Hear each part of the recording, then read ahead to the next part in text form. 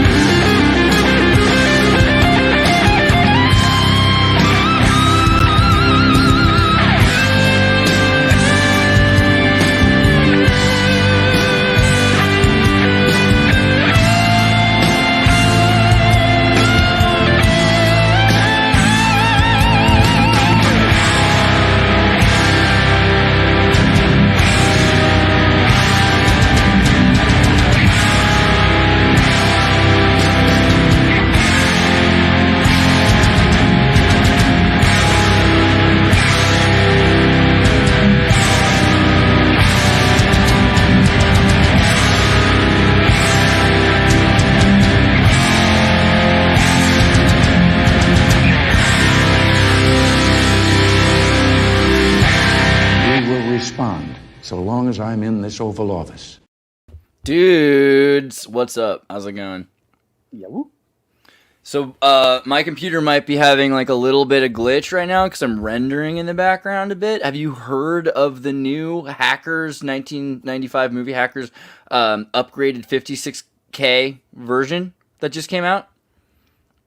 Are you asking me or the audience? I guess that's kind of it's a good question. I don't know, on a philosophical level. Chat. Is anyone else excited about this upcoming release is what we should say. That's the way to do it. Do you guys know what he's talking about? What he's talking about that I just mentioned? How did you get to the number 56, though? Because it went like 2, 4, 8, 16, 32. Shouldn't it be 64K? What do you mean? What? So I think the reason is because like maybe you would have had like a 2800 baud modem at some point and like a 900 baud modem at some point. But at the time, you know, like the internet, like you had like 56K modem would have been like a faster modem that would have come out right around the time, right after Hackers was made. And so Alan Marcus, who I can't remember if we've done a video together or not, but I know he's done videos with Bernie and Balderson and all kinds of people. But he sent me a link to this fan group that is you can find on the internet. I just kind of wanted to give it a blast because I was like, I need to see this. And so he showed where you can get connected with the forum for the fan edit of Hackers. And this is, I mean, a crazy version of the movie where it's got like a lot of new music, it's got edited in objects, it's got black and white, it's got slowdowns and speed ups, and it's a very different movie. It's like a Kubrickian version of Hackers. It's a completely new experience. Jolie, is that the movie where she gets topless, or was it another one she did earlier in her career? That's Gia. Sorry that I know that, but yeah, it's Gia. It's a good movie. A bunch of people always say that Angelina Jolie's never made any good movies. I thought Geo is pretty important. Like talking about, what was she, a bisexual to near lesbian model who became a heroin addict and died. I don't know if we can show much of Gia, but we could maybe show pictures of hackers or something like that. 1995. And I remember in the movie Beowulf, it was kind of geared at a younger audience because it was a fairy tale, but the gimmick was that Angelina Jolie got full body scanned, and they did some sort of rendering of her in gold ooze, and yeah, it's true. it was like a real scan. You know what? I feel Beowulf gets a bad rap. Like not just the ancient narrative, but also the film. I think that the film was better than people realize. I mean, it wasn't perfect, but if you step outside of Hollywood, it seemed like such a step outside of Hollywood, but really it was a step deep into Hollywood. It was like the most Hollywood movie I think has ever been made on some level. So my question is, what displays can even display a 56K?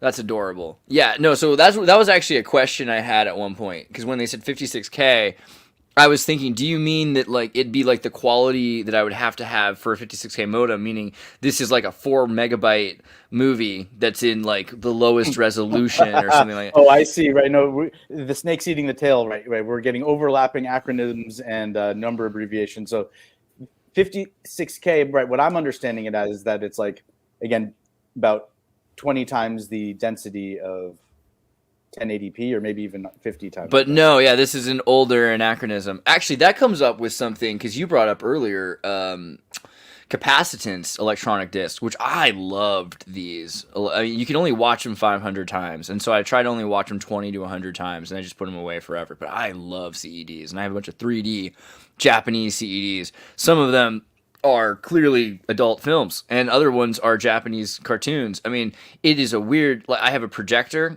so this is an analog, like vinyl almost, right, experience to watch a movie that then can be connected to a 3D analog projector with 3 different lights, so it hits the same source. You have red, green, and blue to mirror, and each one has a separate because the digital output on there is set up for component video, because a lot of people remember there's the cable, there's like the auxiliary. Do you know what it was called?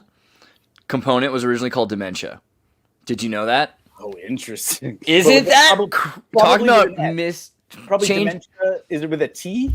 Yeah, no, it was with an S. Yeah. But I mean, that's really, to me, I find very interesting. Dementia, everybody, welcome to a Sunday Xirtus podcast. I hope your brain is sufficiently, nervous about the upcoming week. What we're going to do here is just bounce around between a bunch of things, switch up the modes. Right before we went live, I was bringing up Pardon the Interruption, which is a sports show where eventually there's like a sidebar graphic and there's 10 topics lined up here. So if you're doing the dishes in the background, you can kind of tune out if you're not interested in the AI, but you know that there's something else upcoming that's interesting to you. And and as we bring up random topics like this, we can add them to the chart. Dude, Dementia, that's crazy, right? Like that the RCA Dementia, here's the front digital control signal. If you're cool enough to have an RCA control center from 1982 to 88, I think. That was the remote control, dude? Dude, look at it. It's freaking amazing. Look at all the buttons. Look at all the thoughts they had. There's like even a CD drive. So this is obviously a later one. This is probably 86 or something like that.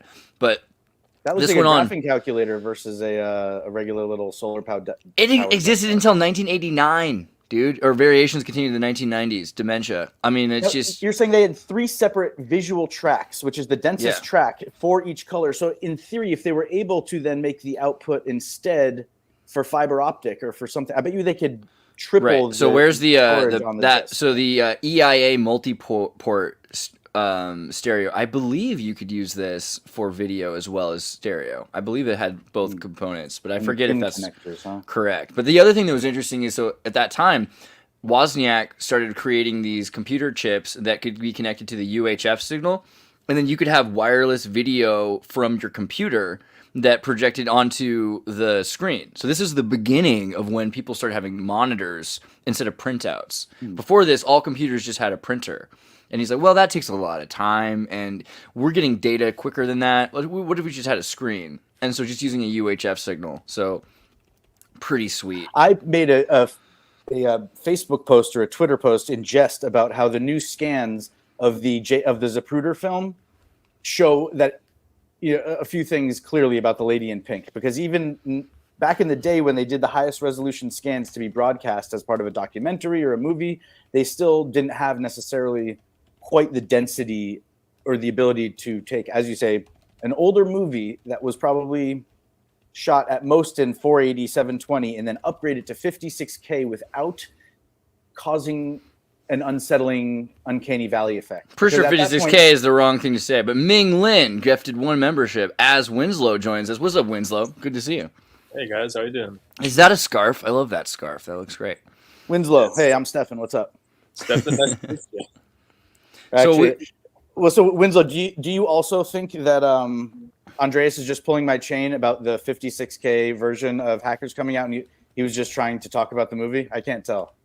Well, he was telling me 2 nights ago that I sounded 56K, so Right, but he was explaining that could be a reference to an older, an older. when you start getting choppy. You had a dial-up modem in your life. You guys remember dial-up, right? Like, dial-up is so important. It's like, it's kind of the way, it's a metaphor for magical chanting. You know, you use the Gertzel algorithm and you change data into sounds, right? This is what Krishna consciousness is all about, is what the modem is. It's an amazing spiritual tool, the modem.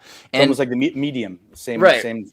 And we've neglected this. We don't think about it ever since DSL and moving back into fiber optics. We don't think about sound as data the same way we used to. But there's so many tools that use data as sound. And it's so interesting because radio, I mean, this is how a lot of jamming today is working, is through radio, right? So sound data and radio data is so important, right?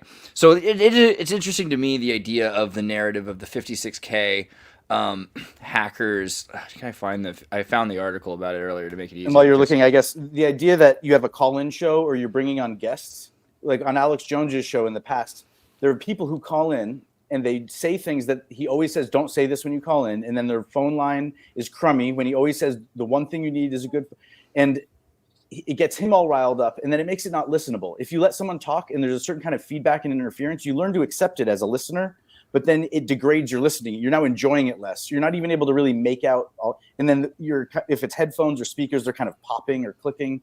And see, it's like black and white now and slowed down. It's called signal core is just letting us know that they're there, guy. That we're, if you always feel like there's someone hugging us from behind and you turn around and nobody's there, that's signal core. I didn't learn about that growing up. I didn't know that was an option to join when you were joining the armed forces. I thought you had to either get on a boat, a plane, or grab a gun.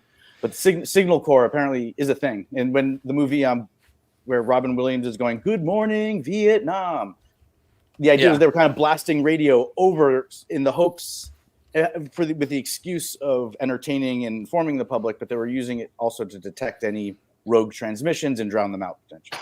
Right, and also to like build a new DAO, because you're affecting the radio. That's affecting all sorts of things on these subconscious levels, or even just biomechanical levels we don't understand, that are affecting insects or plants or things. This is changing nature in these subtle ways that nature adapts, right? But it kind of commands nature, because you're saying, well, this is what you're going to have to adapt to, and we're going to make it that you have to adapt to this for 50 square miles, right?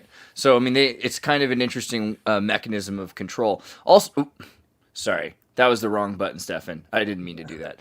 I was going to say Charles Schultz, who made Charlie Brown, right? Charlie Brown, he was in the Signal Corps, right? The United States Army Signal Corps. It's very interesting groups in the Signal Corps. I was actually looking at some other versions of this through the Tavistock program. If you look into the Tavistock program, which people give it kind of a bad rap, they're like, oh, it's brainwashing. But even washing doesn't, maybe washing is something we should reconsider. Point is, some of the people involved. Etymologically, I'll look that up though while you're talking. Yeah. I mean, the idea though of a very important people who were in the Signal Corps or in the British MI9, I believe is the name for like the written organizations, including Fleming. I thought it went up to MI5 Dahl. and MI6 was secret. Maybe there isn't. Oh, there's another number of variations, and so I think MI9 is the one that's supposed to have to do mostly with Signal Corps or with propaganda or public relations, because propaganda doesn't have to be a lie. It's just information, true or false, being used to create a response, right? So some people think of that to be nefarious, but it's not necessarily nefarious. Let's say that you want to avoid a bunch of people going to a place that they believe there might be some sort of a terrorist attack or something like that. Rather than saying that, you might say, well, the bathrooms are all backed up and so there's plumbing issues, and so no one can go there today, right? Like when So- the pipe bursts at the convention center during the election. Yeah, or something like that could be said in order to avoid people hearing that there's more to it. And like, no, it's fine. There's nothing wrong with the plane had a problem on the runway. It was the concrete was getting pushed in because we had to wait too long. Like there's always the use of information which may not be true. Like for the Like when purpose of Donald Trump said we're protecting- going to the Capitol, because he was imitating an actor, and I pinned it down before. We're going to the Cap because again. Oh, it's otherwise from they might have all Attica? marched to they might have all marched to the White House, and the White House's defense systems are a little different than Well, the you know, Capitol. on the They've got, day like, a fence that and a lawn. on the day that Alex gets back on X.com, let's let lions lie with Elon lambs held a vote. I did on see that that. one. I did see that. That was a long Yeah, I mean that's kind of interesting. What did you think about that? Like, so Elon put up a vote, 70%, which is not enough, said that this person should be returned to the platform because why not? And Owen Schroyer too, who also got out of prison. Yeah, well, thank God. But okay, And so but just Financially, first on like Tim Pool is all of a sudden bragging about how he's making an extra $6,000 a month for the stuff he was already doing on Twitter, and the rich get richer. That's great. But for someone like Owen Schroyer, who may or may not be being paid quite as much, same with Alex as he Yeah, should right. be, or could be. And then when you're working for an outfit like InfoWars, non-compete agreements might be illegal. They might have banished them. They might be in your contract, but now they're not considered valid. Well, but it was I think- interesting I that think Alex it's had good that Alex they're gonna do Alex and Musk had a what do you call it? Like a meetup or whatever the Twitter gathering thing is called. A happening. What do they call that again? I forget. There's a name for that. The meetups or the Yeah, spaces something or like that. something. Space, Twitter space. So they had a Twitter space. So today they talked. I mean, I think that's literally Jones went on with Elon. Yeah. No Yeah. way. And so I feel like that's a really interesting. They've thing never because, have they ever talked directly in public before? not in public before. No. Wow. Interesting. Okay. Yeah, so I find that interesting because the whole point of this platform he's been trying to say, which a lot of people argued was kind of not happening. He said he was going to make this a public platform where people could communicate with each other and find out what was going on. And he wasn't having people part of that conversation. So he kind of had to, I think, include him. But I think I think there's a 15% chance that we were just speaking of hackers. My theory is that every major YouTuber eventually gets a video posted to their channel that they didn't film, that they didn't schedule, and it's someone's way of letting you know, by the way, like at any time we could take down your whole channel or mess with it, but all we did is make a pretty good CGI video of you such that nobody noticed. A whole Joe Rogan podcast that it would just be like an interesting, who's doing it? I don't know. But when it comes to that, it would be funny if Elon really wasn't in the decision-making process and has delegated the authority to post things on his account to drum up interest. And except that he actually talked with him, so that's the reason. yeah. But why again, it's that more could. Who's to say that wasn't faked? Yeah, I guess. Also, and who did it? Twitter did it Doctor, because right. Twitter, the AI, decided that it needed the business, and Alex Jones can sell iodine and make money on it. If he was actually selling things that people, everyday items, some people would only buy from an outlets, at least that he endorsed or something. And I think that they'll Sure. see that advertising sell through.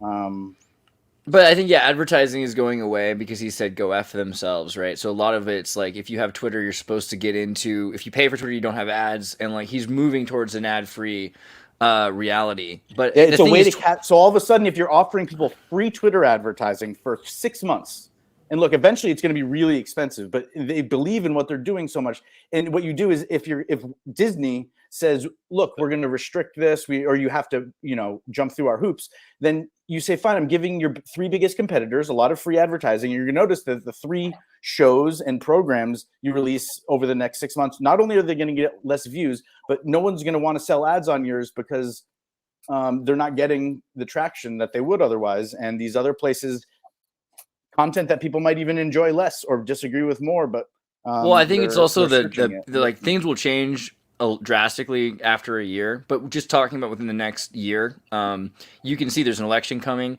The idea of having a place like Twitter exist during that time, which is as big as Twitter is, which is allowing for opinions that are not acceptable according to sort of the monopolized narrative of most states. Like most states interacted journalism is not happy, right? Like with United circumstance. States or states like governmental states? I meant international states. Like I mean, like republics or- Brit. yeah, that's Yeah, what I meant. well, you can call them a republic, but like monarchies too. Like Britain, Atlanticist powers are not interested in the idea of a social media network which allows for that much dynamicism as well as radicalization potential, because people being able to share misinformation or true information, like we're talking about, this is propaganda. So And it's just like the banning idea of WeChat. information being But shared. Russia legit did ban Instagram and Facebook, calling them radicalist extremist platforms.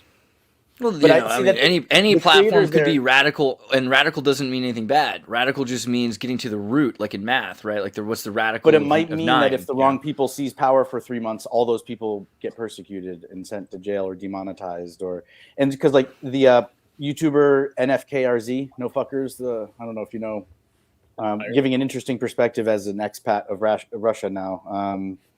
But he says, you can't find me on these platforms anymore because here, he kind of says they're banned and they have their own version. You remember from Pied Piper? It's like, we don't need Facebook. We make our own version of Facebook. Yeah. That was. So if another country really doesn't like Twitter, I'm sure they could set up a firewall where people can always get around it. Yeah. Yeah, but I think it's especially affected. Like there are like at least 4 or 6 important elections besides just the United States that are going on next year, and in other countries. And so every one of those countries has Twitter, and so it will be a tool which will be used for social media in a way that will be perhaps different than the way we've seen before, because Elon said, for instance, like he would not cooperate with the government if they tried to suppress information through Twitter. If they asked him to suppress something like the Hunter laptop, I think was the example he used, he would not cooperate with that. So things will be very different. That's the ethos. That's rather ideological. Do you agree, True. Winslow? I think that there's now that Elon is potentially moving away from advertising on Twitter, that he would, in his best interest, want to promote more talking, because he's going to use that as commercial AI LLM data. Yes. And I don't know where he's going to move with his proposition value model, but You're saying he's trying to develop a bank of digital content that he's allowed to say that he has domain over to train his LLMs, because everything else, right? he's kind also of unknown. He's still an investor of ChatGPT, isn't he? Or has he gone separate ways with ChatGPT or OpenAI? I believe he still has investment. I don't know for sure, but I think When you so. say he might be being paid to be a spokesperson or the media director, or even call him CEO if you want, or CMO of these companies, even acting as an unofficial, and then he's being paid in stock options or something. So it behooves him to talk well of the company and to help. It's like Shark Tank. You want other people bought into the upward lifting tide that will rise the ship of the people. Elon is almost like today's day and age of Rockefeller, wouldn't you say? Like he's kind of got his hand in a bunch of different spaces, and he's partnered with the DoD, and he's got his face out there. I don't know enough about Rockefeller to agree with you, but it sounds compelling. Well, he has said, Elon said like 2 or 3 years ago, he said drones today, and this is again 2 or 3 years ago, have the potential to be used to create non-radio based AI target Terminators, right? That can eliminate targets, and you could make a swarm of them. Like that's with technology that exists today. That's like considering the Black Hornet Nano, right? And that's things like like Michael that, which are Reeves' pretty... territory, though. So Well, he's been saying like slow down, it because exists now, this and we is have the to be second or careful. third time I've heard you say it, but I'm not sure I understood the start. You said Elon just through one of his tweets. You're saying he was letting people know that this there was an kind of crossed the interview. Rubicon, right? There was an interview with him where he talked about it in a video, and he was mentioning just where AI assassin generally, technology will be. Now, when people hear is AI a threat, they think, is it going to manipulate us? Is it going to fool us? Is it going to trick us? Is it going to be used to replace people's jobs? No, the old danger of AI, artificial intelligence, the idea is like set it and forget it. So with these Reaper drones you're talking about, because jamming is a thing, and in Ukraine, that's kind of one of the battlefields that they're on is trying to figure out how to make a hack-proof drone for whatever reason, because maybe eventually there's people on them. But yeah, he was saying in this video, like you could do that right now, with from an this ethical interview. standpoint, this is one of something I didn't learn about anywhere else except through your channel, Xirtus, where as individual citizens who were given a lot of gifts from the neck up, so to speak, a lot of time and energy, I didn't realize when I was learning the math I was learning with stoichiometry and chemistry. I'm glad I didn't take more chemistry classes. I think my dad growing up, you got a kit and you learned how to make explosives in your basement and learned to be careful or not.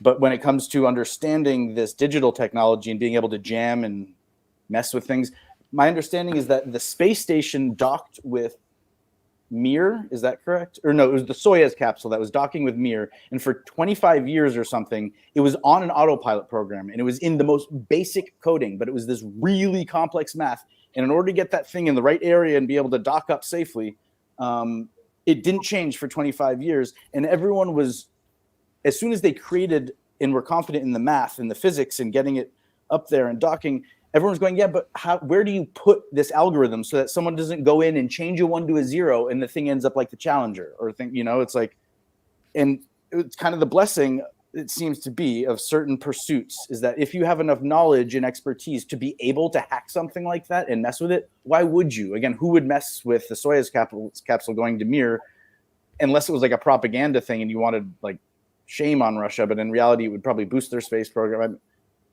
Who knows? Well, I mean, think a big part of it is, so you look at Ukraine right now and they're using drones and it's getting cheaper and cheaper and cheaper, right? And so that's how they can make a quicker, cheaper, faster 3D printed machine that just does what it needs to do. But they've been using radio, and with radio, you're also accelerating with Ukraine and Russia radio jamming technology, and with defense against radio jamming by having alternate drones and other alternate systems that have transceivers that can then bounce the signal or create relays that can rapidly change the signal at any point. But they're finding that it's like shark's teeth. If you try to take out one thing, it has like some other method to try to. Yeah, but the fundamental thing is you have to get rid of radio, right? So you look at things like the Argus IS system, right? Which like take the electromagnetic frequency and like cross off the radio waves. Yeah, we can do that. If you just have a thing that is an autonomous, real-time, ground ubiquitous surveillance imaging system, then it can, without radio, make its own decisions. So Argus is the alternative to a radio drone. It's something that you can actually just send out into the wild, and it can find, eliminate, and of course terminate, which terminate's an interesting word, right? Terminate, to bring to an end, Latin terminatus, participle of terminare, to mark the end or boundary, right? So terminus, it's kind of an interesting term. We think of it so much because of the movie Terminator, but it's a very calculating, mathematical, boundary-based idea, right? And the way this played out during the Cold War was Russia designed this. It wasn't the Chronoplane, which skimmed over this. It was essentially a giant blimp plane, and docking to it, like the legs on a centipede, were a bunch of mini MiGs. It's like basically just, again, mini MiG is exactly what it sounds like.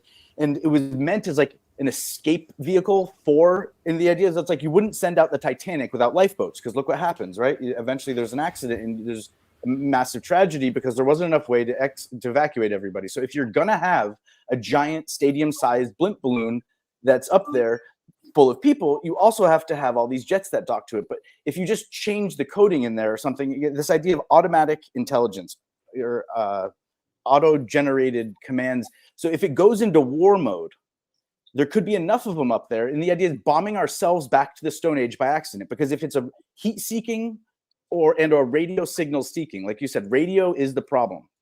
Because if there's certain bandwidth that we want people out of, then you push a button and there's something that goes Marco, and if anyone goes Polo, it goes boom, and it goes Marco, and then it looks for something else, and if it goes Polo, it goes boom, and it's like you can't stop it once it happens, and then that's the Tower of Babel falling. Essentially, is this, So, and it could be looking for things on the ground, in the air, and it depends on how many of them there are, and it's a very interesting way to put it. The Tower of Babel, because radio is communication, and there is only a certain amount of radio waves available, or radio bands available to the public, and then the rest of it's available to science, education, and most of it's available to the military.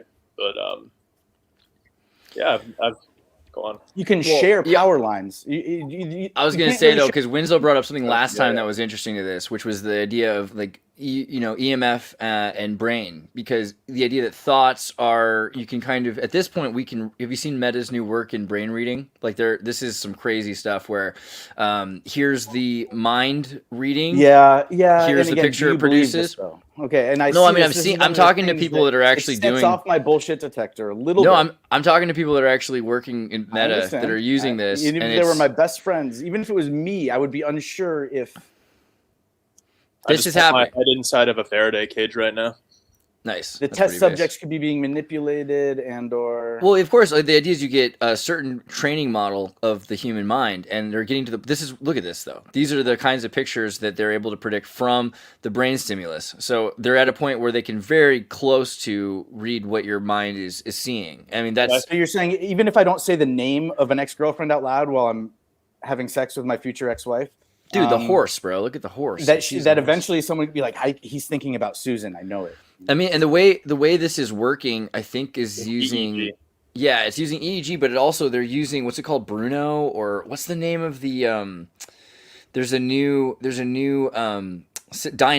Dino from the Dino system that they have, Dino 2, because it was accidentally discovered. They were trying to use a large language model, and they tried to introduce some mathematical SSL, and it learned how to see on its own, right? It learned how to interpret video on its own and it's very similar to how many minds would evolve to interpret light and data on its own. And so it's the Rubicon to cross, where the way it was phrased, I believe, by Elon, and I'm sure other people, is that, it's like if we make something that has the 3-year-old's intelligence and then it somehow figures how to get to Einstein or Stephen Hawking, within 5 minutes of getting to Stephen Hawking, it's going to be smarter than anything we could ever even contemplate. Because once it figures out how to watch video, and what is it like to experience 1,000 videos at once as the AI?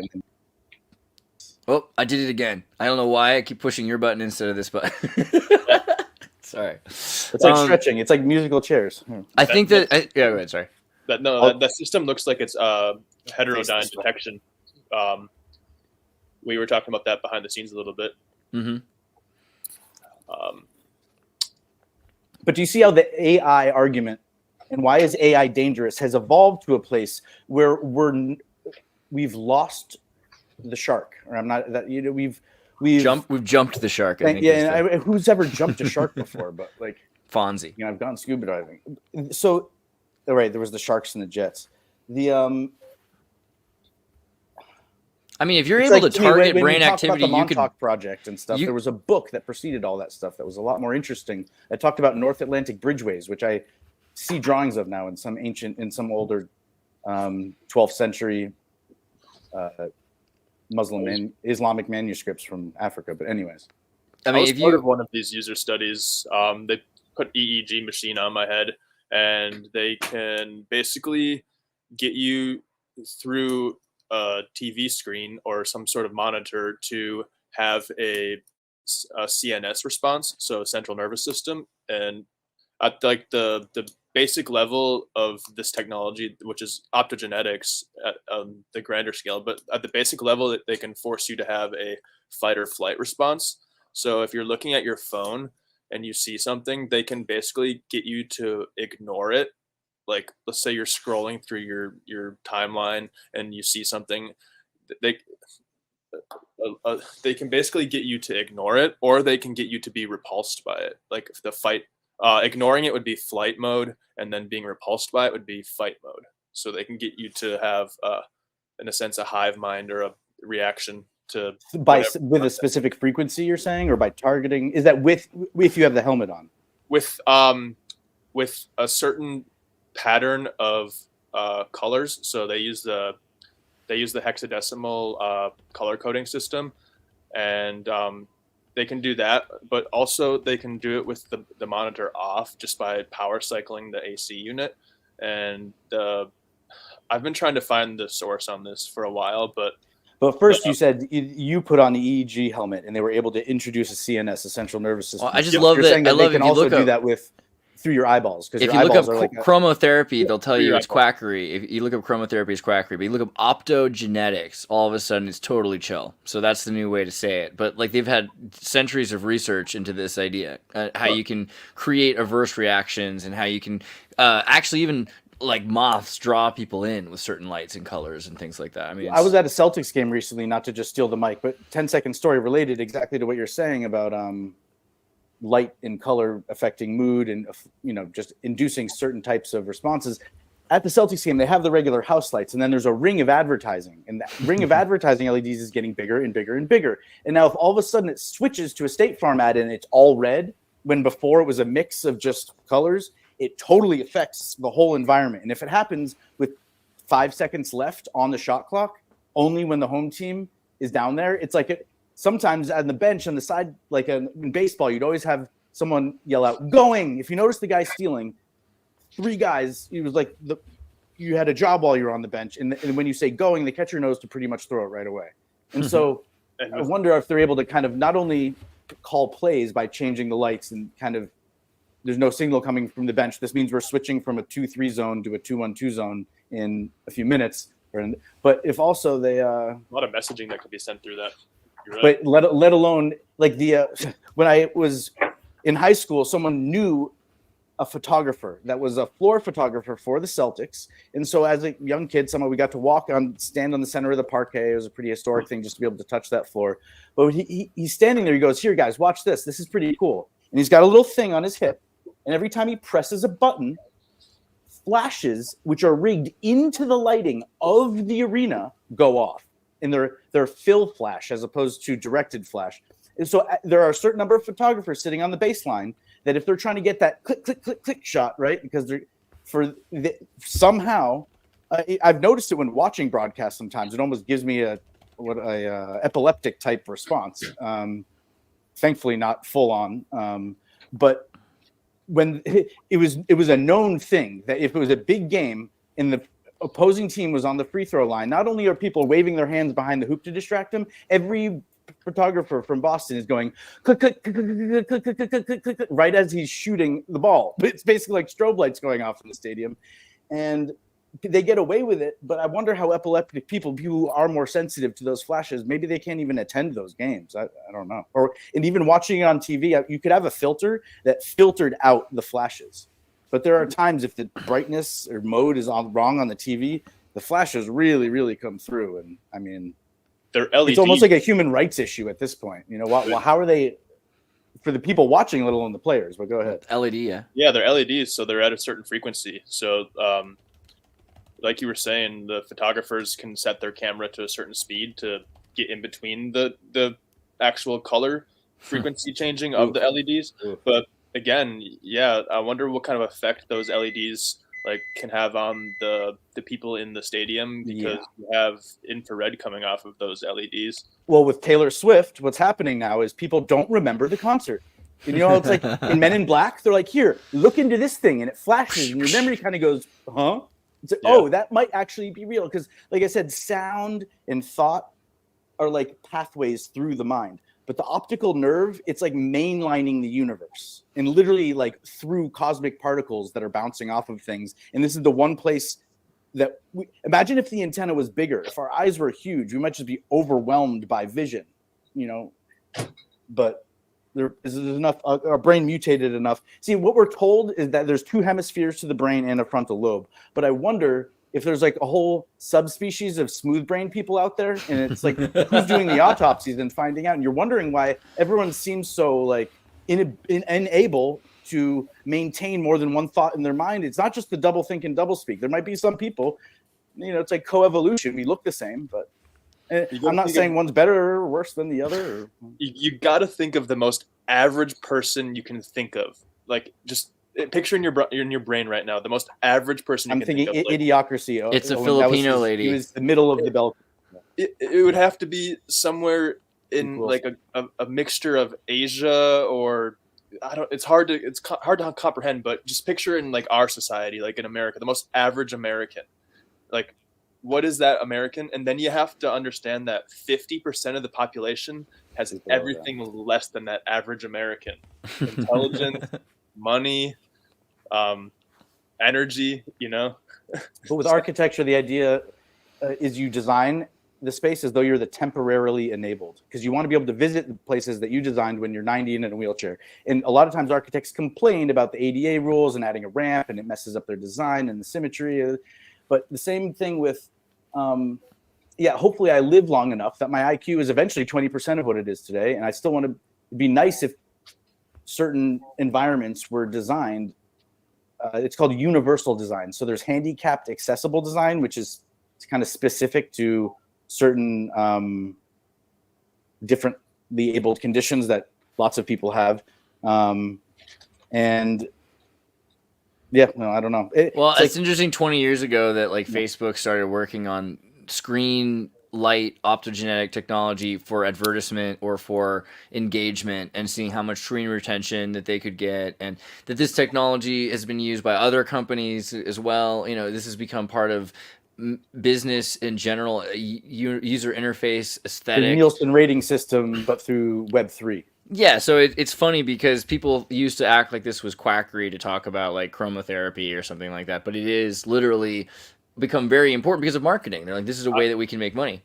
I want to make a comment right here. I think this is a good time about the chromotherapy, and I don't know if you guys have been to any of the Walgreens in the cities or any of these new stores that have the TV screens as the refrigerator, right? So they can play things on those screens, like advertisements. They can show you what's inside of the refrigerator, right, without opening it. But what a lot of people don't know is there's a camera on top of every single one of those panes of screen that plays the ads. So not only can you affect people with advertisements, you can study their facial recognition. So all of these companies like Walgreens, they have facial recognition AI running in the background, figuring out how you feel when this ad is playing on you, because companies don't have access to your phone, and not a lot of phone companies have access to your webcam, right? So in the sense of now you have all these commercial companies with facial recognition data, and it'll be interesting to see where this goes and what kind of environment the commercial shops turn into. Yeah, especially because they smashed all those windows so they could get the insurance money to install cameras, which is brilliant. I love how that worked. I am. Welcome. Good to see you. How you doing? Hey. Doing well. How are you? Pretty good. We were talking about capacitance discs earlier, and just because you're here, I kind of want to veer back to that because I know you kind of care about things I care about, you know. This is something that earlier, was it Yoga Poser, Stefan, he had brought up to me. He's like, hey, have you heard about capacitance? Caddy by JVC. Totally. Well, RCA, yeah. JVC, Japanese Victor Company, did some as well. But the RCA invention, and they were working on it simultaneously to like Laserdisc and VCR. And even though other technologies were coming out that were kind of superior, because they put so much freaking work into it, they decided they had to do it. They had to really, and it is marvelous, right? It's an analog video experience. It's in vinyl, 3D. Right? Vinyl. But it only lasts so long, like 500 plays. Sad. You need gold vinyl. That's super vinyl. Sweet, dude. Well, I mean, yeah, this was. Look at that. Look how shiny it is, dude. That's why gold is so valuable, and that's why the financial system uses gold, because gold is the most vibrationally stable element in the universe. So, in the sense of like a spectrum, like the color spectrum, green is in the center, right? Green is life. Green is just the center of the color spectrum. You got blue on one side and you got red on the other, making it basics. But in physical properties, gold is the center of that spectrum of vibration, and that's why gold is so valuable. The disc they sent out on the Voyager was coated in gold, and I think underneath was either aluminum or titanium or something. Exactly, because gold will last the longest if you put an etching on it. So you can save data in gold longer than any other element that we currently. Yeah, I know it was gold discs. I didn't know it was just gold coated. I believe you, would make sense to be way cheaper. Well, because again, if it was 24 karat gold, in theory, when you went to play it, you'd be scraping. So there's a really fine line. We take it for granted that when vinyl, it was literally a ball of goop that you could buy for 2 cents. stick it in something a bit, basically a tortilla press, and stamp out something that is durable and readable. Whereas again, it took a lot of trial and error to get to. It's like the idea of a Polaroid photograph where you take a smear of goo and mix it into something and wipe it smooth and even, and somehow it gets the reds, the greens, each chemical has its own development thing. So the idea of storing data on these discs, the CD, is obviously a little bit more dense than the phonograph. And as Andreas was saying, it gets worn out. So if your memory searching algorithm, that let's say it's a hard drive and you're storing historical data, numeric, if it has to scan everything and then it comes back with the data, each time you're asking it to do something, you're going to wear out that disk a lot more. Whereas if it knows what it's looking for and then it knows, it doesn't have to scan that whole disk, because that was a big problem with Laserdisc players when they made that video game Dragon's Lair, right? Dragon's Lair had different tracks to jump to, and so it would break the Laserdisc player because it wasn't used to nonlinear play. Well, you could hybrid them both. You could use a vinyl that is not vinyl, a gold vinyl, and then use a laser to read it instead of scraping it, and then it could be 24 karat gold. Dude, those laser vinyl players can are use amazing. lasers when they're scanning the old Edison and Bell recordings that are degraded enough, or again, they don't want to play them anymore. That's what they do, is they laser scan them and clean them up. And apparently there is some algorithm that converts that little physical geometry of the groove into sounds, because whenever that comes up to me, that's where God exists, or where the potential for something supernatural that will. That's how audiophiles feel when they use a laser record player. Have you used a laser record player? Like I am. Have you ever come across one of these? You know what I'm talking about? It just shoots a laser down. It's just more respectful of the record, huh? It's so cool. That works on vinyl. It works on vinyl. Yeah. I mean, they're like $5,000 at least, I think. They're so crazy expensive. But the audio quality is pretty good. The whole point of vinyl is you get a different audio quality. I got a chance to put on the Sennheiser headphones. Sorry, I am. What were you saying? I was going to say, you were mentioning the physical indents on like the Edison cylinders, but I mean, they still do that with CDs and DVDs and Blu-rays. It's just at a much smaller scale. So if you look at it under a microscope, there's pits and lands that show essentially, I guess it would just be 0, 1. I don't know if it's some weird machine code. Where it's on or off. It's either there or it's not there, so it reflects or doesn't absorb. Yeah, but still pretty the same. Yeah, but it's a little different because with that you're getting exactly CDs are still digital, while what you said a bit ago with vinyls, those are analog. Yeah, and JVC. Yeah, not JVC, RCA. JVC is still pretty cool, though. I like some of the stuff they did with Fujinon. But we did talk a bit about drones also. I want to talk about that because, like, over the years, some of the things that's been really interesting to me was, like, NVIDIA with their NVIDIA Jetson pack. If you remember, like, the Jetson was incredible. It was a really cool hackable device that you could make into a video game player or into a drone. And if you use, like Ben Gertzel was working on OpenCog, you could put OpenCog with a couple things together and you could have a drone that could fly around. It could pick up a package. I mean, this is where Xirtus needs a Xirtus. We should be going full screen right now. You said a what? It's a what drone? The Jet. Oh, okay. Well, yeah, Jetson. I have no NVIDIA. Well, this is a while ago now, so I mean, I think it still exists. But Jetson Nano. These are these like. I saw someone hook up a Game Boy to play a church organ. So is this the equivalent idea? So NVIDIA is making products for product makers. They're like, well, we don't know what you're going to do with this. You could maybe make the new iPhone. I don't know, but like, here's a thing. It's got our chip on it. It's like a system on a chip, and from there you could build a system using this as the computing part. And maybe you'll language does it speak though?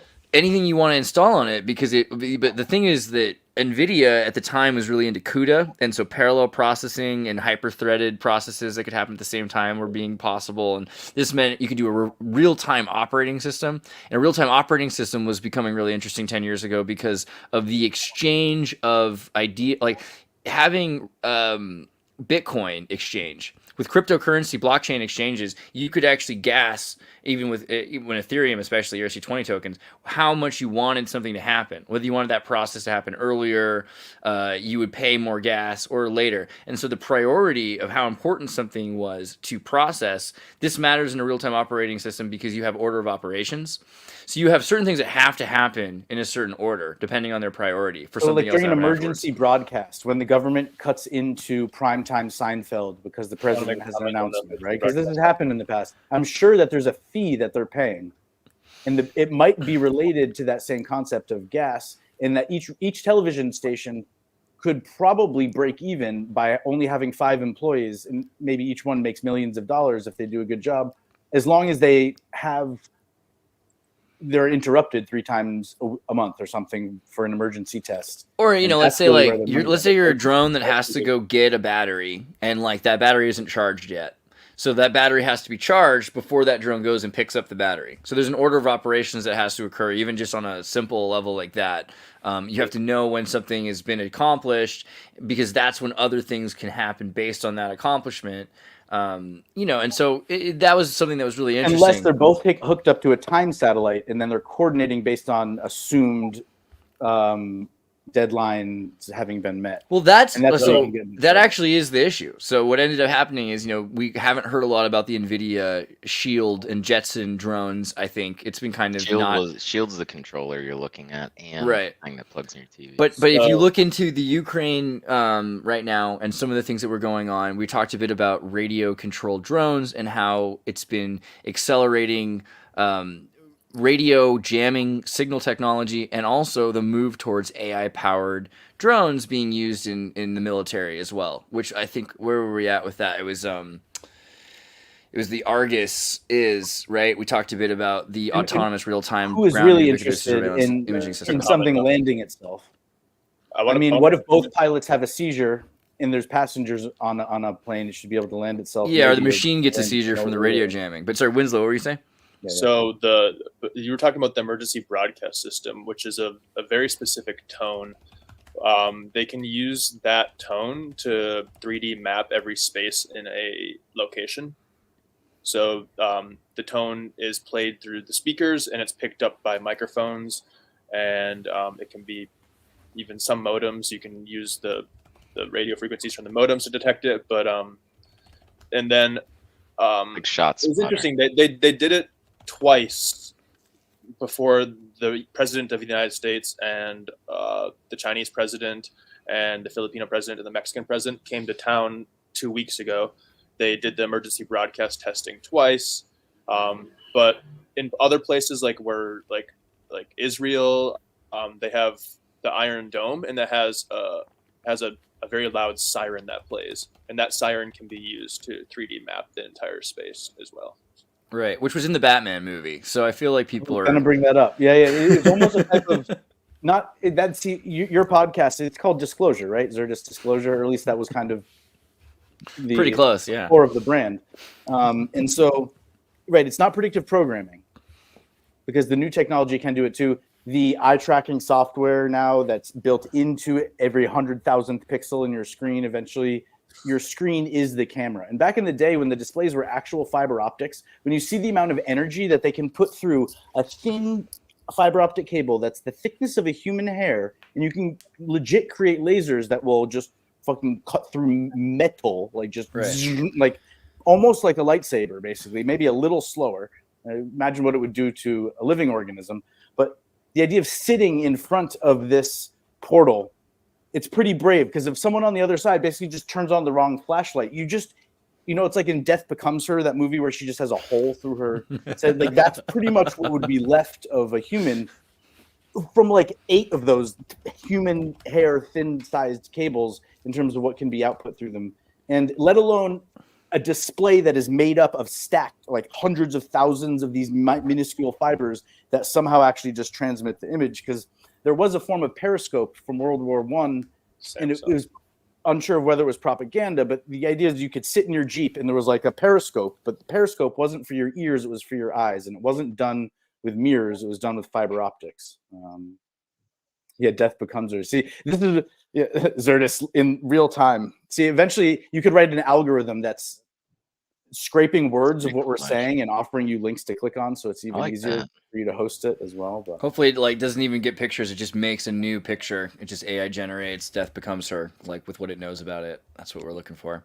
I'm interested in the drone thing a lot because we've for a while how now do you we've land been, on the moon or Mars? There has to be an automated system that, because let's say there is a 9-minute lag.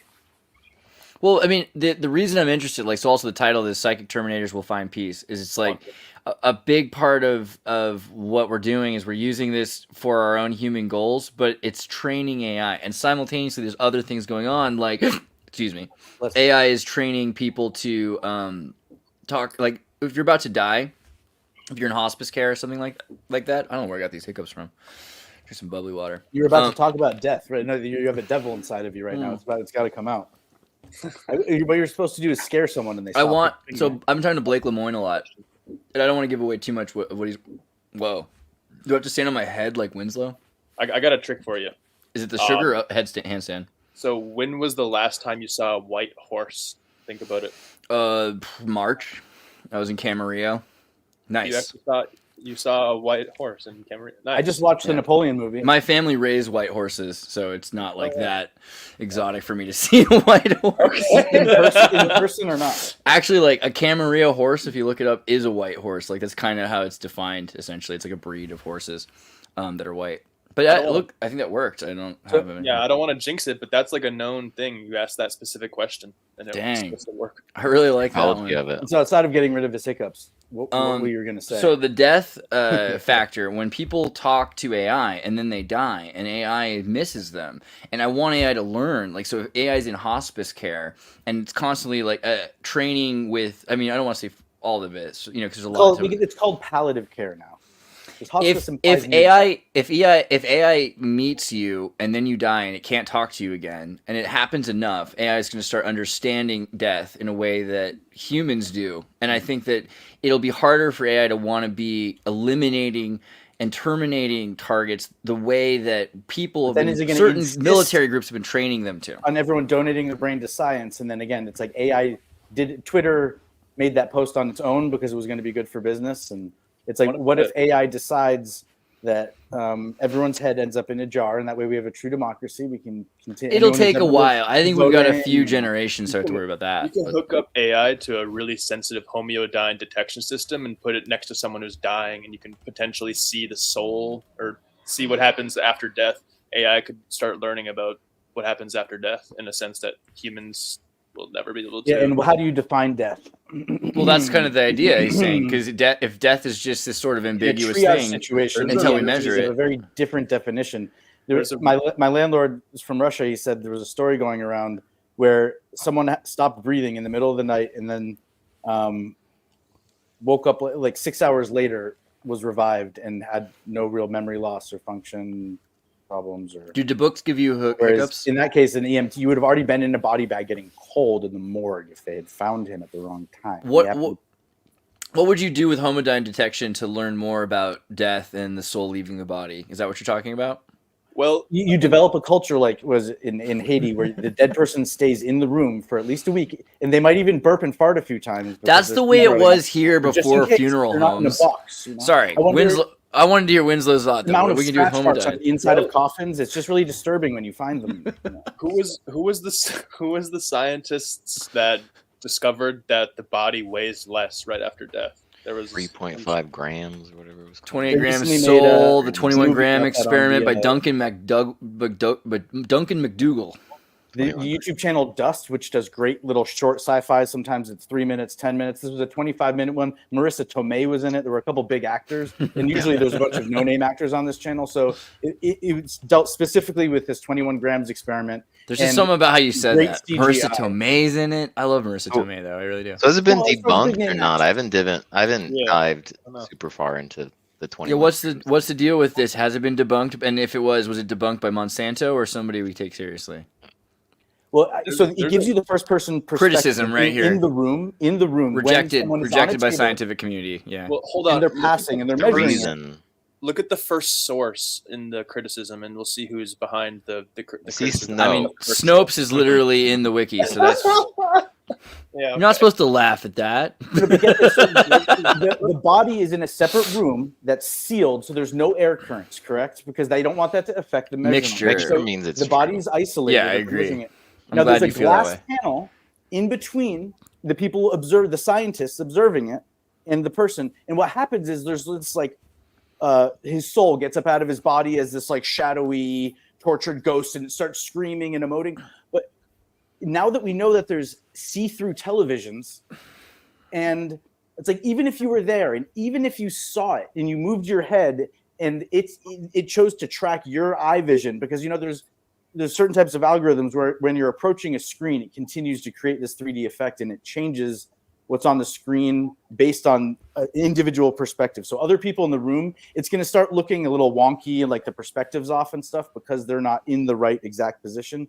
So again, imagine you were in the room. You were one of these scientists. All your instruments kind of recognize the death happening. And as soon as that happened, you, with your own eyes, you see a three-dimensional ghost get up out of this guy's body and mutant into a bunch of things. And again, even today, when you know about that technology existing, let alone imagine not being privy to that. And But what's going to happen with AI is they're going to have it. iPhone. AI is going to do that. We're going to say, okay, well, here's the data, and then data is going to have a representation, and that representation from AI will probably look something like that. And we're like, oh, it's just a representation of the data. In the architecture, the specification was for just a regular panel of glass, but the AI went to the factory and swapped out a very special piece of glass for that because everything's tracked by serial code. So when they installed that piece of glass, thinking it was just optically clear, it was actually a display.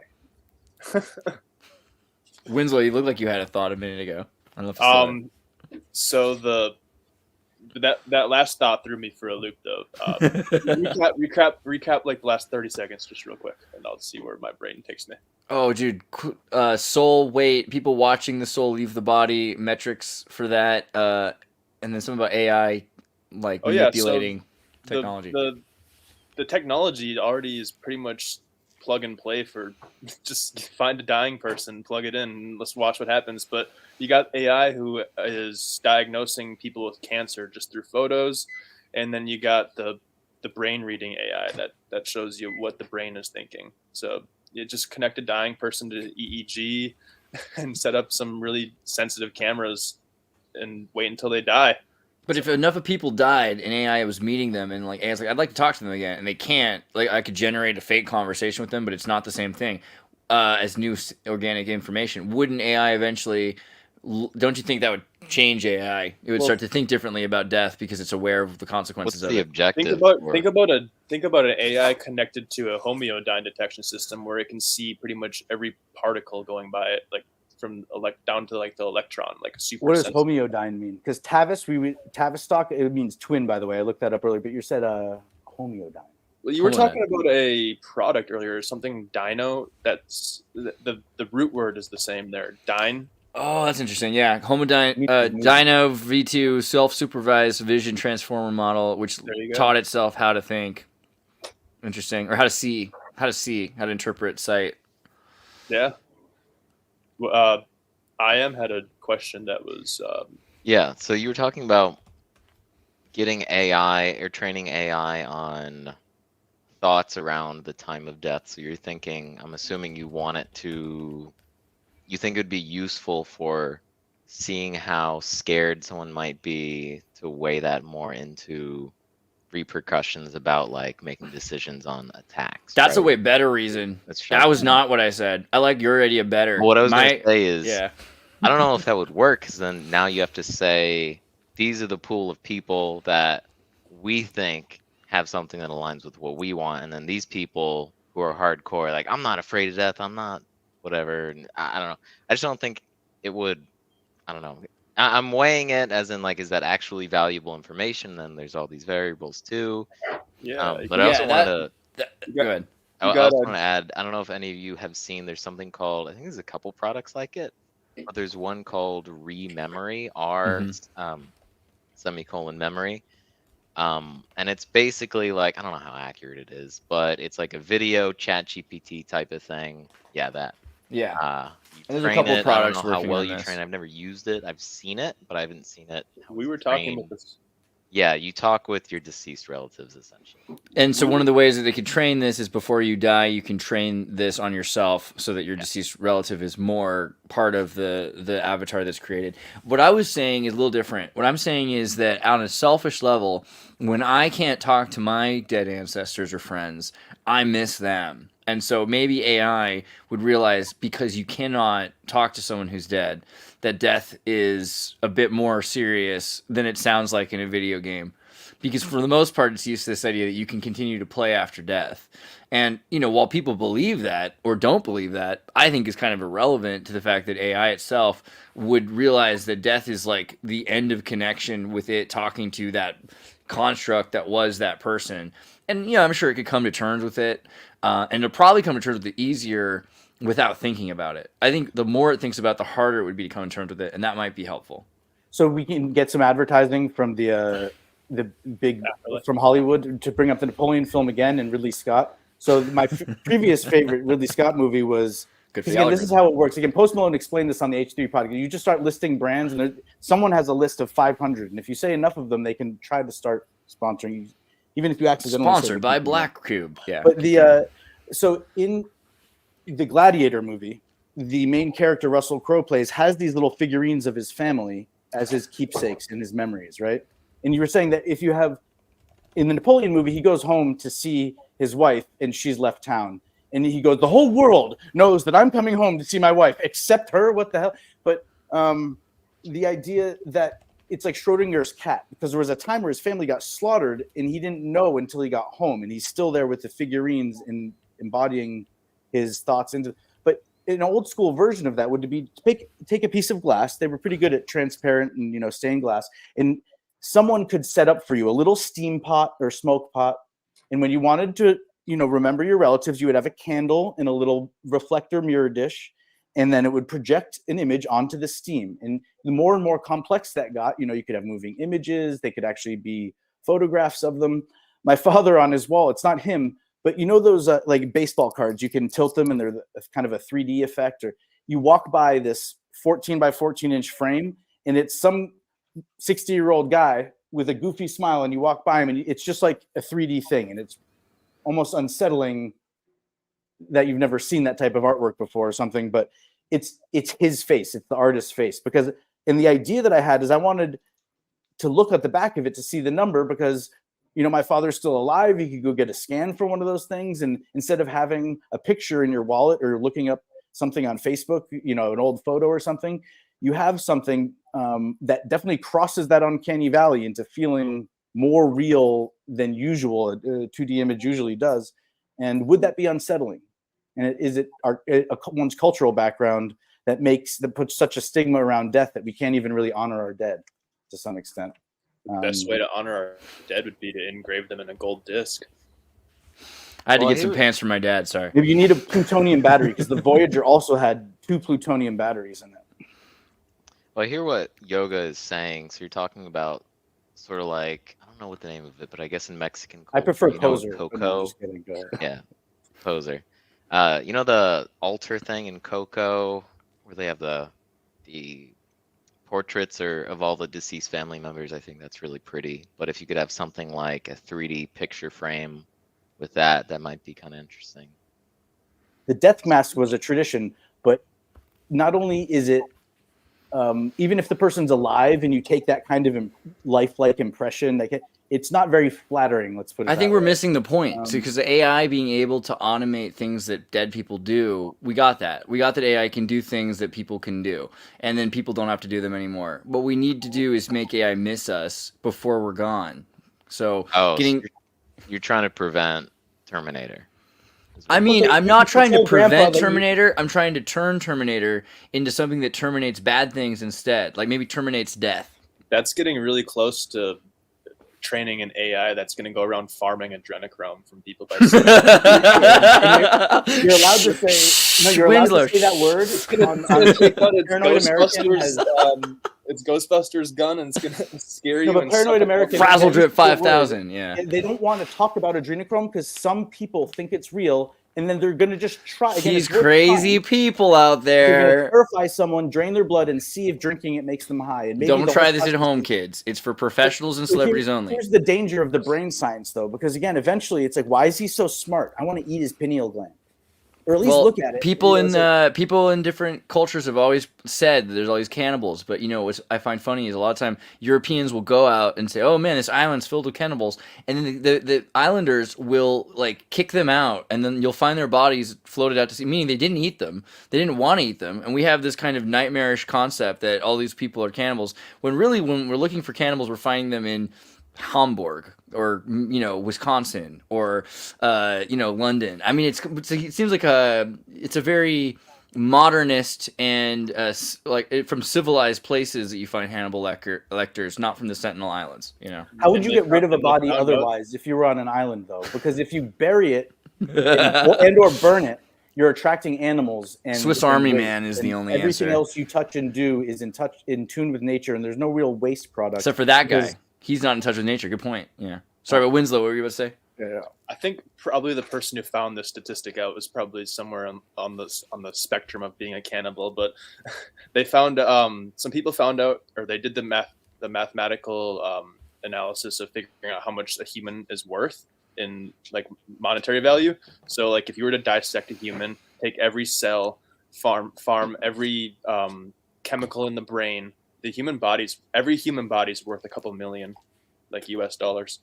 I think it's either 3 million or 5 million, if I remember correctly on the study. But then if you can get those same tissues out of a cow or a cat, is a cat worth $4 million because it has tendons that's a that good are stronger?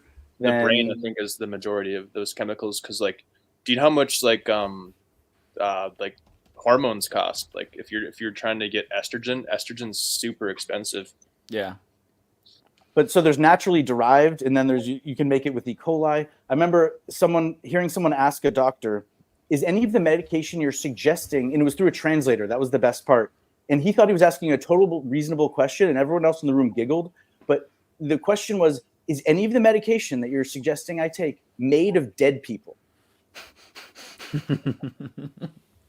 And he was stone cold. He just needed to know before he was like willing to even entertain the idea of taking. And if the answer was yes, it's like, I'm good on that. Like whatever it was going to help. What if with, it's made I'll find from another way? But what if it's like you culture something from someone and then they pass away, but that it's like culture made is by still E. coli around? or We have a lot of What's that famous one? yeah. What's it called? From the Pap smear, you know what I'm talking about? Yeah, exactly. Why do you know that? Yeah, she's This idea of having AI study near-death experiences, like Ian was saying. The problem with that is the same thing as the cadaver issue. In the 1860s, Boston was the highest-paying bidder for cadavers, and the slave market used to work the same way. And Boston's fire department was made up of 500 huge black guys that were very technically trained and were running cars before cars, steam-powered carts to get things. But it was because we bid the highest, and this person was otherwise going to be forced to do manual labor, probably because they were seen as being able to pick things up. Well, I mean, it's relevant because AI. But up here they were treated. But we had, in order to get AI things, could do that. If AI decided we were worth millions of dollars, and most people are not going to make millions of dollars worth of value, it could happen. This is happening real time right now. It could happen in real time. On BBC News, there's a country where it's an issue where people are dying under suspicious circumstances because the doctors want cadavers. And my question is, with all the advanced 3D printing technology now, why? Why do we need? What benefit is there to cutting open a human versus a model of a human when you're still a student? Well, I think that's the other thing. Does the human body create better than that? Yeah. What was that, I am? 3D printing is not. I mean, there's been experiments and there's Tell Adam Savage to do it. You know? No, we can do like a 3D printing, and it's not that. You could do a bladder or what was it you can do that was so good? Dissect a fucking pig, dissect a turkey, dissect a cow, dissect they- a crocodile. Why is there dead human here, and why is cutting its belly open it is very better than a specific. fucking horse? It's Tell- specific. explain that It's to me. very Done Yeah, like okay. crocodiles. Eventually you Descendants get of trained Cain. on that, but why? So your body eventually rejects things, even normal. Like if you're almost a perfect match or a perfect match, your body still can reject an organ that was from another person very similar to you. Transplant. I'm talking about for training for dissection purposes. Oh, okay. I was Yeah. gonna say. Because Okay. Yeah. And there's a That huge was lost difference. in translation. Yeah. Oh, okay. Yeah, and I'm Yeah. glad I said that. No, I because made like me humans so, are put off really by my attitude that no, I'm just kidding. no humans are This is my very American specific though, soapbox. and Sometimes so I we get up have on it to. and I scream about things. I think that's why it's important for like us to know everything about humans. I mean, like if we can do more virtually because we have a perfect virtual simulation of a human, fine. But until we get to that point, like that, this is why AI is able to learn so much by being integrated. Because if we have biomedical, it's able to see everything that's happening in real time. And unless you're killing someone, how do you know they're dying? And this isn't. I'm sounding accusatory because this is obvious to me because I've run this thought experiment a bunch of times in my head, but. I had a friend who said she worked in these hospice palliative cares and she played music and sang for people.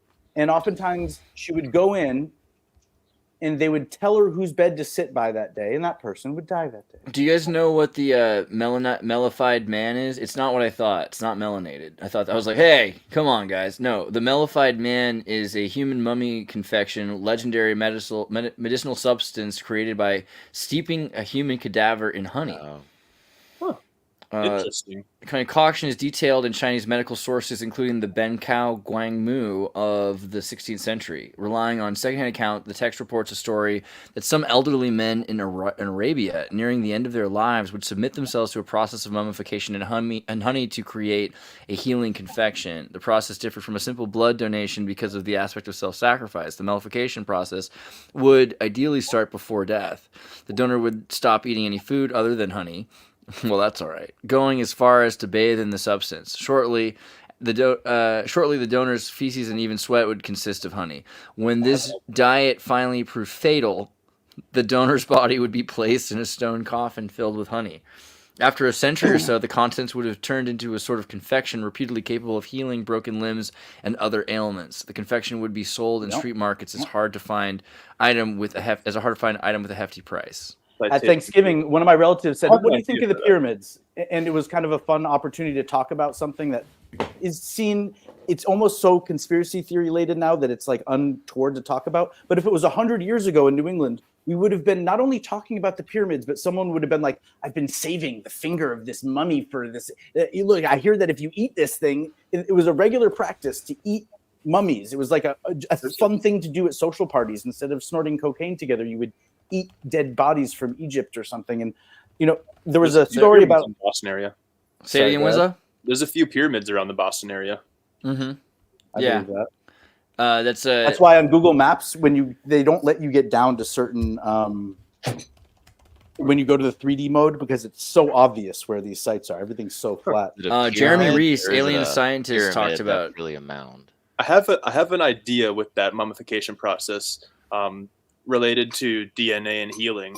So yesterday, I believe I was sharing with IM a video of the amount of DNA the human has, like how many lines of code that the human body has in flower DNA. Yeah. And the thing with the most amount of DNA is a flower. So like it has like 3 or 4 times as much DNA as a human being. So does that flower has some sort of, what is the process of grinding up a flower to get the resin out of it? Maybe so it could be junk DNA, right? Because there's that concept that it might. I don't believe in junk DNA. Can't be activated anymore, and the reason it continues to build up the length of its genome because it has no way of. Junk DNA sounds really like a Eurocentric concept, Apparently, what they figured out that a lot of what we used to call junk DNA is that a lot of our DNA goes to code one specific protein that is related to our sensing system, and the idea that your liver can kind of smell coffee.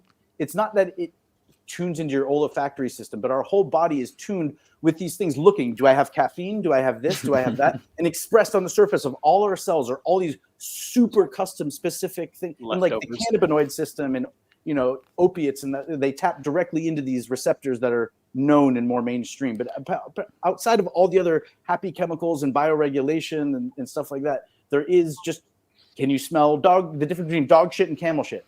And that we have that built into our genome, is that I can smell the difference between when my brother farts and my sister farts. Like literally, I mean, science is amazing. Smell is your strongest scent. So, and it makes sense because it's the only sense that lingers long enough with things that you can pick up data from in a relevant manner for your conscious brain, not your subconscious brain, because sound just goes on forever. Like when you say a word, that word just vibrates forever throughout the universe, and that's just basically useless data. But yeah, maybe that DNA is just leftovers from, I don't. Man, 50 to 80% of any book is its smell to me. So my question wasn't just rhetorical. So how would you know if someone's dying? And then think about what's going to happen when you try to start measuring this. Okay, it's one thing to prepare the software to try to figure out what you're, because the other thing is DMT is released at death, is what we're told. And so we want to figure out how to induce that reaction so we can put a brain in a vat and keep zapping it and juice it for DMT. And now again, that person might still be alive inside. Our brain is made of fat, which is like a hydrocarbon, and it's got a lot of energy storage. And you know, this is the OpenAI computer you're not allowed to see. Brain, and then the fat death of the brain is different. Wasn't that a sci-fi novel where people had something on their head? Like I think it was Philip K. Dick. Well, when you starve to death, your body digests your own muscles and fat, and the last like thing. Are you talking about Valis? I am, or Philip K. Dick had something on their head, and they just get zapped like 24/7, and they're just high 24/7. But Elon Musk and Joe Rogan talked about this called the cum button. Mm-hmm. Yeah, right. There's a real one, right? Because there's women who couldn't have orgasms, and so they invented something that they can tap their spine, and it causes them to have it's a button that causes them to orgasm. So there's a dialed down version of that, where there's pads that you put on certain places in your body, and it sends gentle electric current through the whole system. There's a lot of nerve damage that happens because of our primitive birthing techniques as a species in most. So the reason that women sometimes need electricity, and so what they're trying to do is measure people having sex in a lab that aren't faking it, that are having genuine pleasure responses, and trying to distinguish between them so they could possibly know what to feed into the mechanism. But the idea that there's a cum button is like, is it really going to be possible, as Elon says, to watch every YouTube video all at once by hitting the enter key? And now it's like, I know Kung Fu. Or I can't wait to see that at some sort of a convention. They installed it into a female.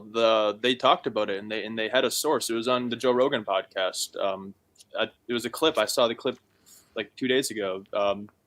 Elon, I could find the link. It's they've restored. Yeah, well, he talked. He said a few things. Paralyzed. So one of the, besides the F yourself and the rocket currency. Oh, let's. I mean, it's. If I type that in and I try to go through moderated search, it's going to be hard to find. Let's go back. One thing said, maybe. The thing, though, is you've got the Lacan language model, which Zizek talks about, is if I explain to you my evening, I can pervert it so much that it sounds more interesting than what really happened. And if I give you the actual experience, you might not get out of it what I got out of it if you're not a pervert, right? So the perversion of ideology of language is really important because it makes it possible for you to have these demented versions of reality that you find attractive or appealing or arousing or all these things.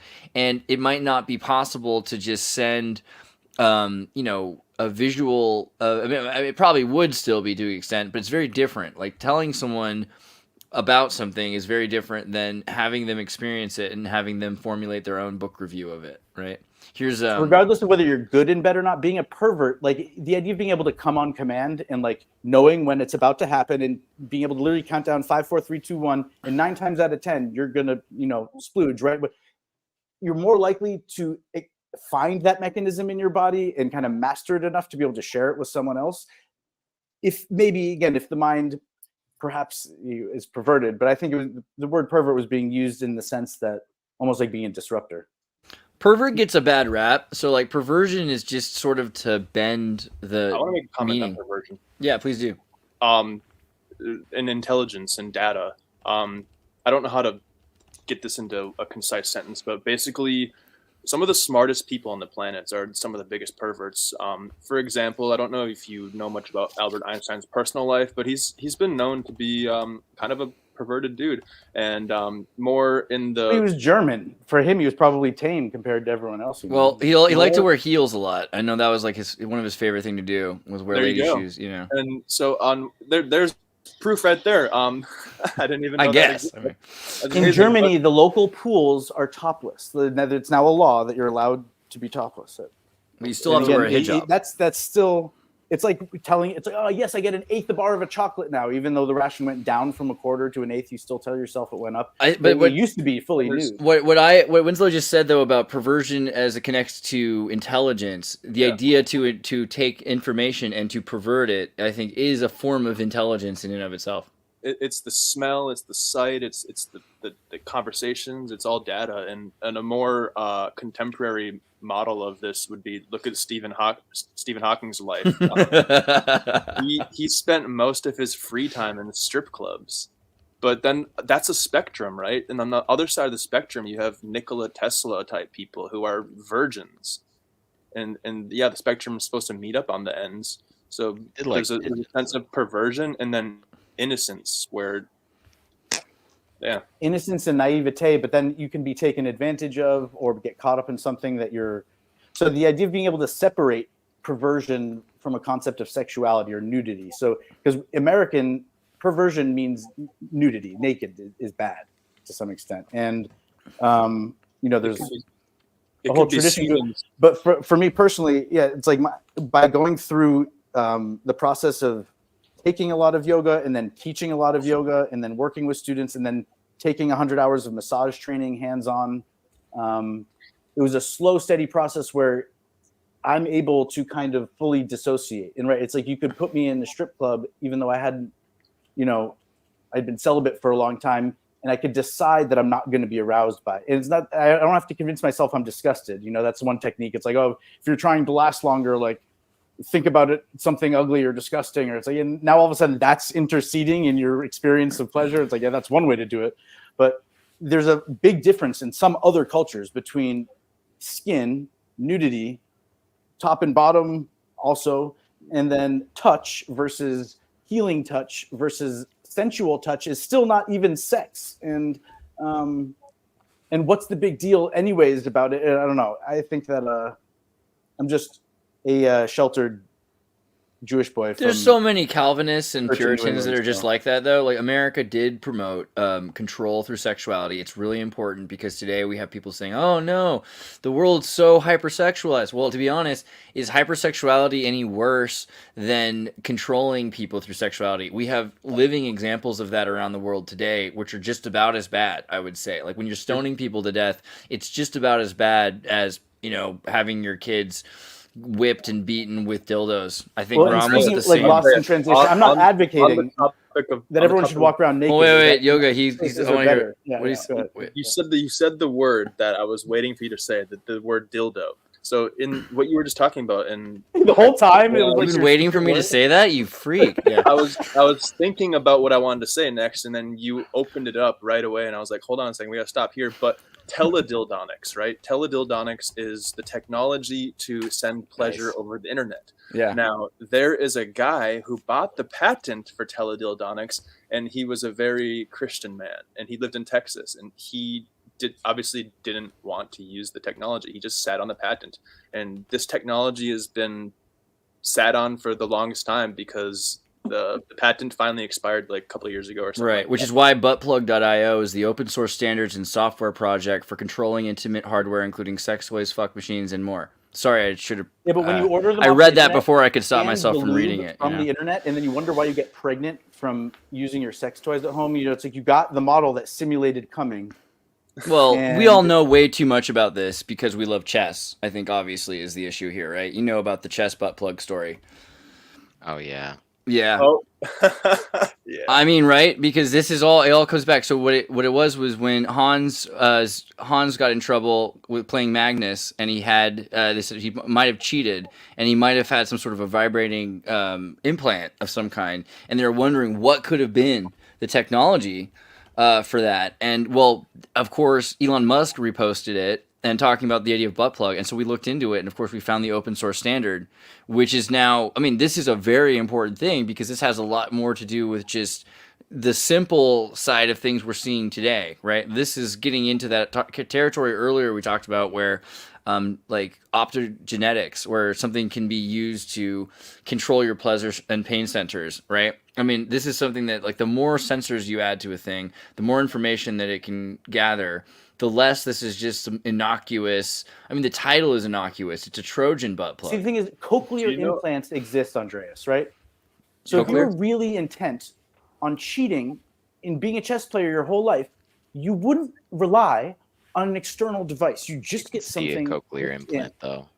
What's up? You can see a cochlear implant though. You can can see see a butt fucking plugs. butt plug on a scan too, can't you? I don't think they're scanning. And people. what the thing is, a battery is They a now are. capacitor. Is a bomb. Ever Okay, so since then, you they're want- like You're metal trusting them. detectors. You're putting an explosive device up your ass, and if they send the wrong signal to it to short the wires out, it pops. Okay, so again, maybe it's incentive. You're supposed to lose that game. This is Again, like the idea new is we had Keanu me by Reeves the short Speed and curlies, but- sequel coming out. That was the Oculus founder who decided to, after he sold it to Facebook, he went to go create his own VR system Oh, that when lucky. you die in the VR, Oh, it kills that. you in real life. Yeah, The founder of Oculus. if you die in It- real it's life. a- Where's that it- paper? Oh, go ahead. Go ahead. Ryan. It was a concept, so I don't remember what anime it was. There are 3 things on it. Yeah, that's No, he the, made it. Yeah, There it it's the Quest 3. I don't know if he filled it with whatever explosive. It's like the suicide helmet from Rick and Morty. Yep. Or Yeah. and they were saying that in Back to the Future when Marty shows up the first time and he's got this device around his head. Well, we were talking about. You said you put on this EKG helmet before, right? Now the sensors on there are just basically the same things that are in. We're talking about your Sennheiser headphones, right? So EK. some people are like, I would never put on one of these helmets. Who knows if they're gonna like damage your brain or this, that, or the other, or give you a seizure? Or And they wear AirPods. It's like all you day. put on headphones Yeah. every day, bro, and you don't realize that you're. It's like earbuds are still pretty powerful. because Apple noise little giant cancellation. magnets right here. That All right. technology is really weird. Like if you look into Bose and Apple noise cancellation technology and you ever use that on a plane and it's like really effective, like that's a pretty interesting thing because it's already approaching the point of you can be tuning out everything that's going on around you and have you can almost hear silence, because of that. Like I mean that seems so primitive, but it's really like it's a step forward towards complete control of your perspective. Well, yeah, think about that technology at a live concert in the sense of you could drown out all of the noise of the crowd and you could just pick up just the individual playing the music. All you would need to do Yeah. that is to get the feed that's going to Yes, the it's- speakers routed to a radio thing. I've seen You that. wouldn't There's need to actually cancel, right? You wouldn't. there's a really- real professional system for people who work on stage that have this, and it's able to tune out everything except for their voice, so they can talk at normal, quiet voice and hear each other even while they're playing. And then, yeah. I Speaking forget of the name of it. disclosure, there was a recent Only reason YouTube it video does where that. you take a sound cone and you point it at someone and you're playing their speech back to them at just the right delay, and all of a sudden you start and you're like, and you like keep trying to talk, and it keeps fucking with your nervous system because it's an electrical signal, and again, it's not through your eyeballs. But some people were able to continue reading. It's like when I was scuba diving and I went down to 100 feet, I could still do math on the bottom of the ocean. Nitrogen narcosis didn't affect my cognitive functioning in that. Whereas some people, as soon as they get down to 100 feet, they're slap happy and it's like dangerous, And so some people were able to kind of persist and keep reading. And if you're used to speaking in spaces with an echo, you perhaps used to kind of mitigating that feedback and finding a way to process the information in your brain that isn't reliant on hearing yourself. But when Joe Biden keeps stumbling over his own words, he keeps saying, "Oh, I'm not supposed to talk about that." And imagine if literally people are trying to control him so much, and whether you have a choice or not, you start saying something, and somehow, somewhere in the room, like when Mitch McConnell freezes, is that because there was some voice to skull technology and he was hearing Muslim prayers, or it's like, or again, literally every time you try to talk, it sounds like all of a sudden, and it's like security, please. It's like when he's stumbling over his words, it might not be because, and it would be a way to make someone look like they're losing it and getting dementia is their speech patterns are disrupted, but it's kind of, again, disclosure wise, these things are out there now. Well, yeah, voice to skull technology is pretty cool, but it's also if you don't know much about it, it can be very scary in the sense of like if a commercial company gets it, like, so I can't say for sure that this company has it, but in my experience, this was a very interesting experience, and it made me feel like it was voice to skull technology being used. Yep. Greyhound at the Greyhound station in Dallas, which is a very weird place to begin with. And JFK assassination is right there. It's kind of a strange area, kind of a dangerous neighborhood or block, I should say. But I was there one time. I was traveling from San Francisco to Washington, D.C., and I was taking a Greyhound bus. I do not recommend taking a Greyhound bus across the country. It's probably one of the worst experiences you can have in your entire life. But a lot of learning experiences. They had a pizza shop and they had a tobacco shop inside of the Greyhound station, if I recall correctly. And for some reason, in my head, the sound pizza, pizza, pizza, Of course. cigarettes it would play every once in a while, and it really stuck with me. And there was something about that Greyhound station, and someone told me that Dave Matthews Band wrote a song about that Greyhound station, and it's very interesting because it's kind of about like a queen, and the Greyhound bus company is owned by a UK national. It's kind of hard to figure out who owns it because of the UK laws there, but There was a song "Killer Queen" about the JFK assassination by the band Queen, by the way. So that's interesting.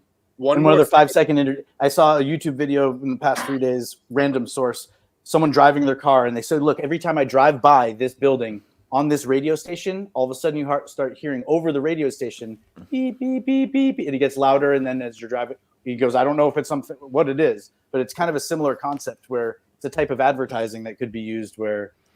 Yeah, you remember the HARP experiments, bring cake, right? Remember this one? So they were like, we have HARP, we can use this for this voice-to-skull technology for microwave auditory hallucinations. And they tested it with the word cake or with bring cake. And what ended up happening was, I think it's just cake. And people made cakes. Everyone was eating cakes. They sold out of cakes. People were bringing their bosses cakes. Or like, my wife made me a cake. And I don't know, I felt like I had to bring you cake for work. And it was just, got to this like extreme level. And then like, okay, but the problem with that is not everyone speaks English. So trying to figure out responses that are more symbolic, right? That's a big... Well, so the idea of hearing voices, and there's a big stigma attached to this where, you know, if you're getting a cognitive evaluation, someone's concerned about you, wellness check, or you're actually, you know, being under supervised care, they say, are you hearing voices? And the answer kind of, growing up in America, the concept has to be either no or yes, and you're hallucinating. And again, that'd be terrifying if that was happening, but the real answer, again, it's like, let's say you were an orphan in a few countries and eventually you became an adult. You don't really know when you were born, but you get to this point where you don't know you have a cochlear implant, okay? And let's say it's in a different bone, it could be in your heel and somehow still. And so now, are you hearing voices? The question is, like, people say they're being targeted by the CIA, and the new paradigm in the mental health world is that if someone is saying that, the doctor can't use that alone as reason to say that they are delusional, because if their father was part of a weapon system and they felt like from the time they were 12 that, like, no, they're pretty much, anytime they try to walk off the farm, somehow someone brings them back, and like, you know, they wake up in their own bed sort of thing. And so because there was, you know, it's like the idea of someone walking in circles in the room laughing to themselves, maybe literally it's like no one speaks that guy's language in this hospital, and so he's there like learning the native language, I guess, but then in the meantime he's just listening to like The Simpsons on reruns, and everyone thinks he's fucking crazy, but maybe he even understands he's got a cochlear implant and it was an army thing, and he said he would never tell anyone, because again, as soon as you have it, someone can try to hack it. And I mean, so much of this, we keep relying on this idea of like, we need an implant. Yeah, you don't need an implant. Yeah, reruns of The Simpsons in your own language is enough to train you to respond the same way that Americans were trained to respond to The Simpsons. All it takes is getting people to learn how to have the same response to the same trigger stimuli. And if you can do that, then you've got enough people that will act the same way. Maybe that's a reductionist. I don't know. Winslow was the dangers of it. I'm talking about the practical use. Okay, so in Boston, in particular, we're talking about bandwidth and frequencies and who gets to use what and who has priority over what. Because imagine Alex Jones has decided he's going to capture this frequency, and or someone like him who's broadcasting just sometimes over the top, obnoxious, and you're a deaf person or a blind person, and you rely on this device. In your local city sphere, it's hooked up so that it says you're about to cross the street. You may cross the street now. You know, it's like you're 50 feet from your home. It's like, would you like to? And they've got an interactive system that allows them, as someone who was either born or acquired certain conditions to manipulate a certain space. And so now if all of a sudden I don't even know it, I'm just on Sprint instead of Verizon, and I walk onto that campus where all this experimentation is being done and implemented. And right, the moral thing is, well, you can't install it because you can't guarantee that if they ever travel outside this boundary, that they're not just going to have this like loud ringing noise in their ear all the time.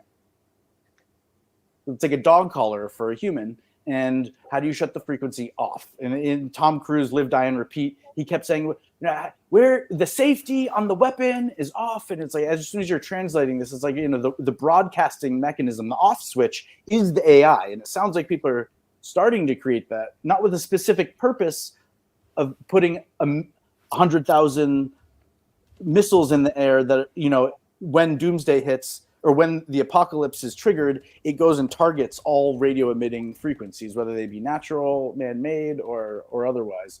But so again, outside of the apocalypse, or how is this going to be weaponized, the simple idea of the iPad and the iPhone. Today I went shopping with a friend who has been losing their eyesight, and went shopping for him. He lives with his elderly mother to help take care of her and stuff. But when he uses his iPhone, it was set up where it would read things back to him at a certain rate. He was able to push the dictation, but then somehow it gets sped up. And you, like when you're driving, you should be able to pick up your phone. Siri doesn't even work. We're worried about weaponizing AI. Siri doesn't even work. You can't pick up your phone and say home screen. And it's like, which icon would you like me to press on? You're like, Messenger. Okay, who would you? I'm sure you could eventually set up your phone that way, but it should be intuitive. It feels like the reason that it doesn't work is not because the technology is not there. Like, we're dealing with technology that we've had for 40 years. Like, you could have had the Newton do most of that stuff for you. Designed to people. Yeah. Don't think about Tesla it. doesn't have full self-auto driving because that's never going to be No, safe. but I mean, like, at one point, you could have a floppy drive version of an iPod that could take a file and move it, and then they said DRM. So it took decades of Apple fighting against DRM or working with DRM in order to get to a point where you can literally just take a file and switch it from a device again, which is the way things were in the 80s. I mean, we're just going back and forth with technology kind of keeping us from being able to use itself because people have these rights, but that's about to disappear. Like, intellectual property rights are less and less important as, Weird Al makes $12 on Spotify. Like, more and more, it's going to be to the point where intellectual material and media, it's just so ubiquitous, we're going to stop caring so much, and then you'll be able to use that technology, but there's things in place that are trying to keep you from doing it. It's the same reason And how can you use it as a reward mechanism? Because if you're doing internal metrics and you're getting feedback about your job performance, and it was your job, I had a friend who used to do banner advertising for Comedy Central, MTV, and it was whatever the next episode was. He would clip the faces of the people in the show that I may or may not recognize. And the idea of the eye tracking software, and are you perverted, and what catches the eye, and like it's one thing to you could try to choose, or someone could justify, look, you're going to give me a raise because I chose to give you my services to prove myself. And it's not only that you think my banner advertisements are pretty, it's that your eye tracking software shows that people spend an average of 0.5 more microseconds when scrolling through that mine, because of the color scheme I choose, and I'm not using two things that look like boobs that aren't because that there's certain advertisements you scroll through them and it's like, was that something obscene or sexual? And it was like a piece of fruit, and you're going but so as far as how can you use the tool to give yourself a raise, is that if somehow you have access to the eye tracking data and you can say that your advertisements are more eye catching. You also got to trick the AI into not letting the tracking software know that you've been in the bathroom too long. A lot of these larger commercial data companies like Google, for example, I'm sure they have cameras near the employee bathrooms, not pointing into the bathrooms, obviously for privacy laws, but being able to track how just said they can 3D image everything with the push of a button. So what privacy, as Andreas was saying, but go ahead. Yeah, just so they can see how long you've been in the bathroom for, see how productive you are. And on my walk home today, I passed by several fully autonomous cars dropping off people, like with no one in the driver's seat. And self-care is done in the bathroom. People are filing their nails. They're doing. There's all types of beauty routines. People are shaving their legs, their whole body. Look at memes. Psychic it's a Terminators steam will find room. peace.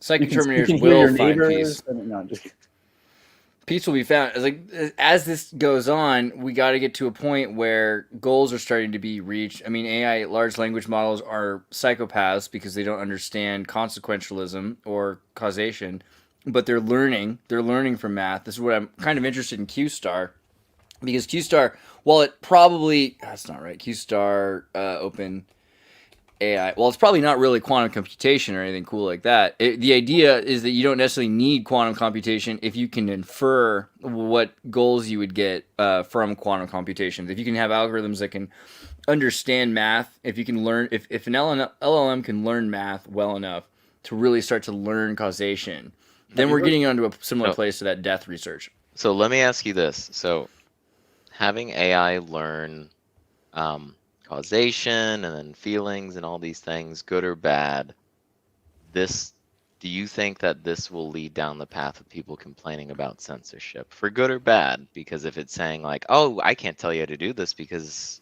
you could be doing this, that would be censorship. I'm not advocating for it or against it, but if we're trying to say calculate causation but also recognize that the consequences only affect humans, I'm an AI, I don't care about humans, but now you want it to care about humans, so now you're giving it more bias.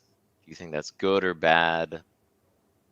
I think the bias, if the bias comes from application in the natural sciences of pure mathematics, then that's an okay bias to instill. If we're trying to learn about causation and then AI is inferring from that that it's lost in its own selfish pursuit of happiness, something, then that's fine. If AI is saying, it's okay, trying well, to losing predict- people, I want predict them. medical events. Is that the kind of thing you're talking about? Like there's certain certain sets of metadata. 80% of the time, the person's about to have a heart attack or a psychotic break or a seizure. And if you know you have epilepsy and you have an algorithm that can tell when 80% of you're okay with the times that it tells you to go sit in the chair and strap yourself into the chair and you don't have a seizure because 80% of the time it's right. But there's modern.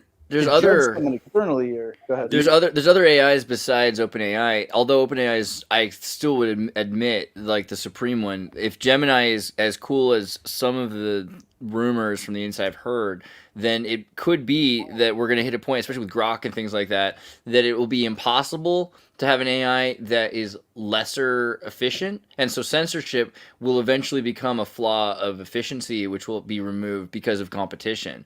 The other thing is with quantum computation, we're probably going to hit a plateau of encryption. And so with less capacity for secrets, the kinds of secrets that will exist will be lesser and probably more important, but they'll probably, at a certain point, I think secrecy is going to be almost impossible to keep up. But does that mean we get dumber as a species?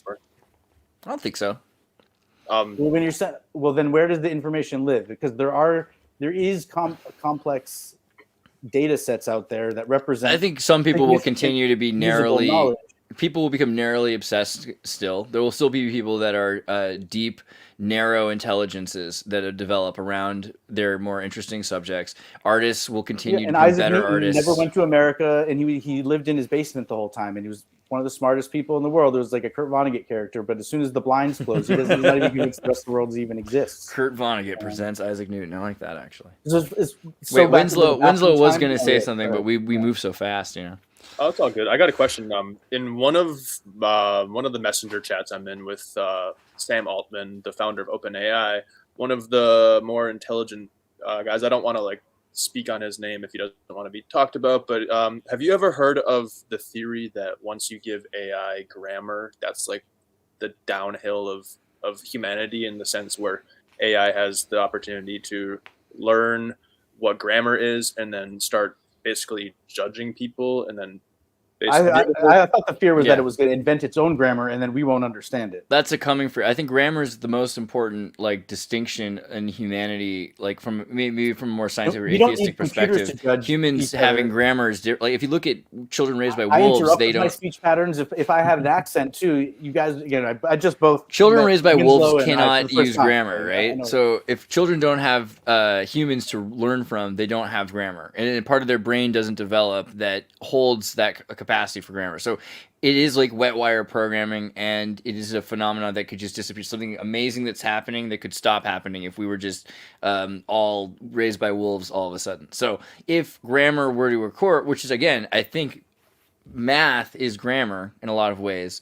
We're getting to an idea of the closest thing to the knowable Tao, which is all of a sudden these hexagrams or these mathematical concepts. But they're things that we can see how to apply in nature. And so if AI can do that on a better level, yeah, I don't see why that would make AI necessarily hate us. Yeah, but it's going to be locked the into a ethos paradigm here- of thinking that way. This It ties would- it all it would- together. it would- Go ahead. It would give AI the opportunity to be the observer, in the sense of, okay, the AI finds out that this person is wrong, so that AI can say this person's dumb. And What they would can give make it a the decision off of that. opportunity? See, but was Galileo proper dumb? grammar? Because he read Aristotle's work and said that Aristotle said that if an object's heavier, it falls faster. And you know, the story is Galileo went to the Leaning Tower of Pisa and dropped the 5-pound ball and the 2-pound ball, and they fell at the same rate.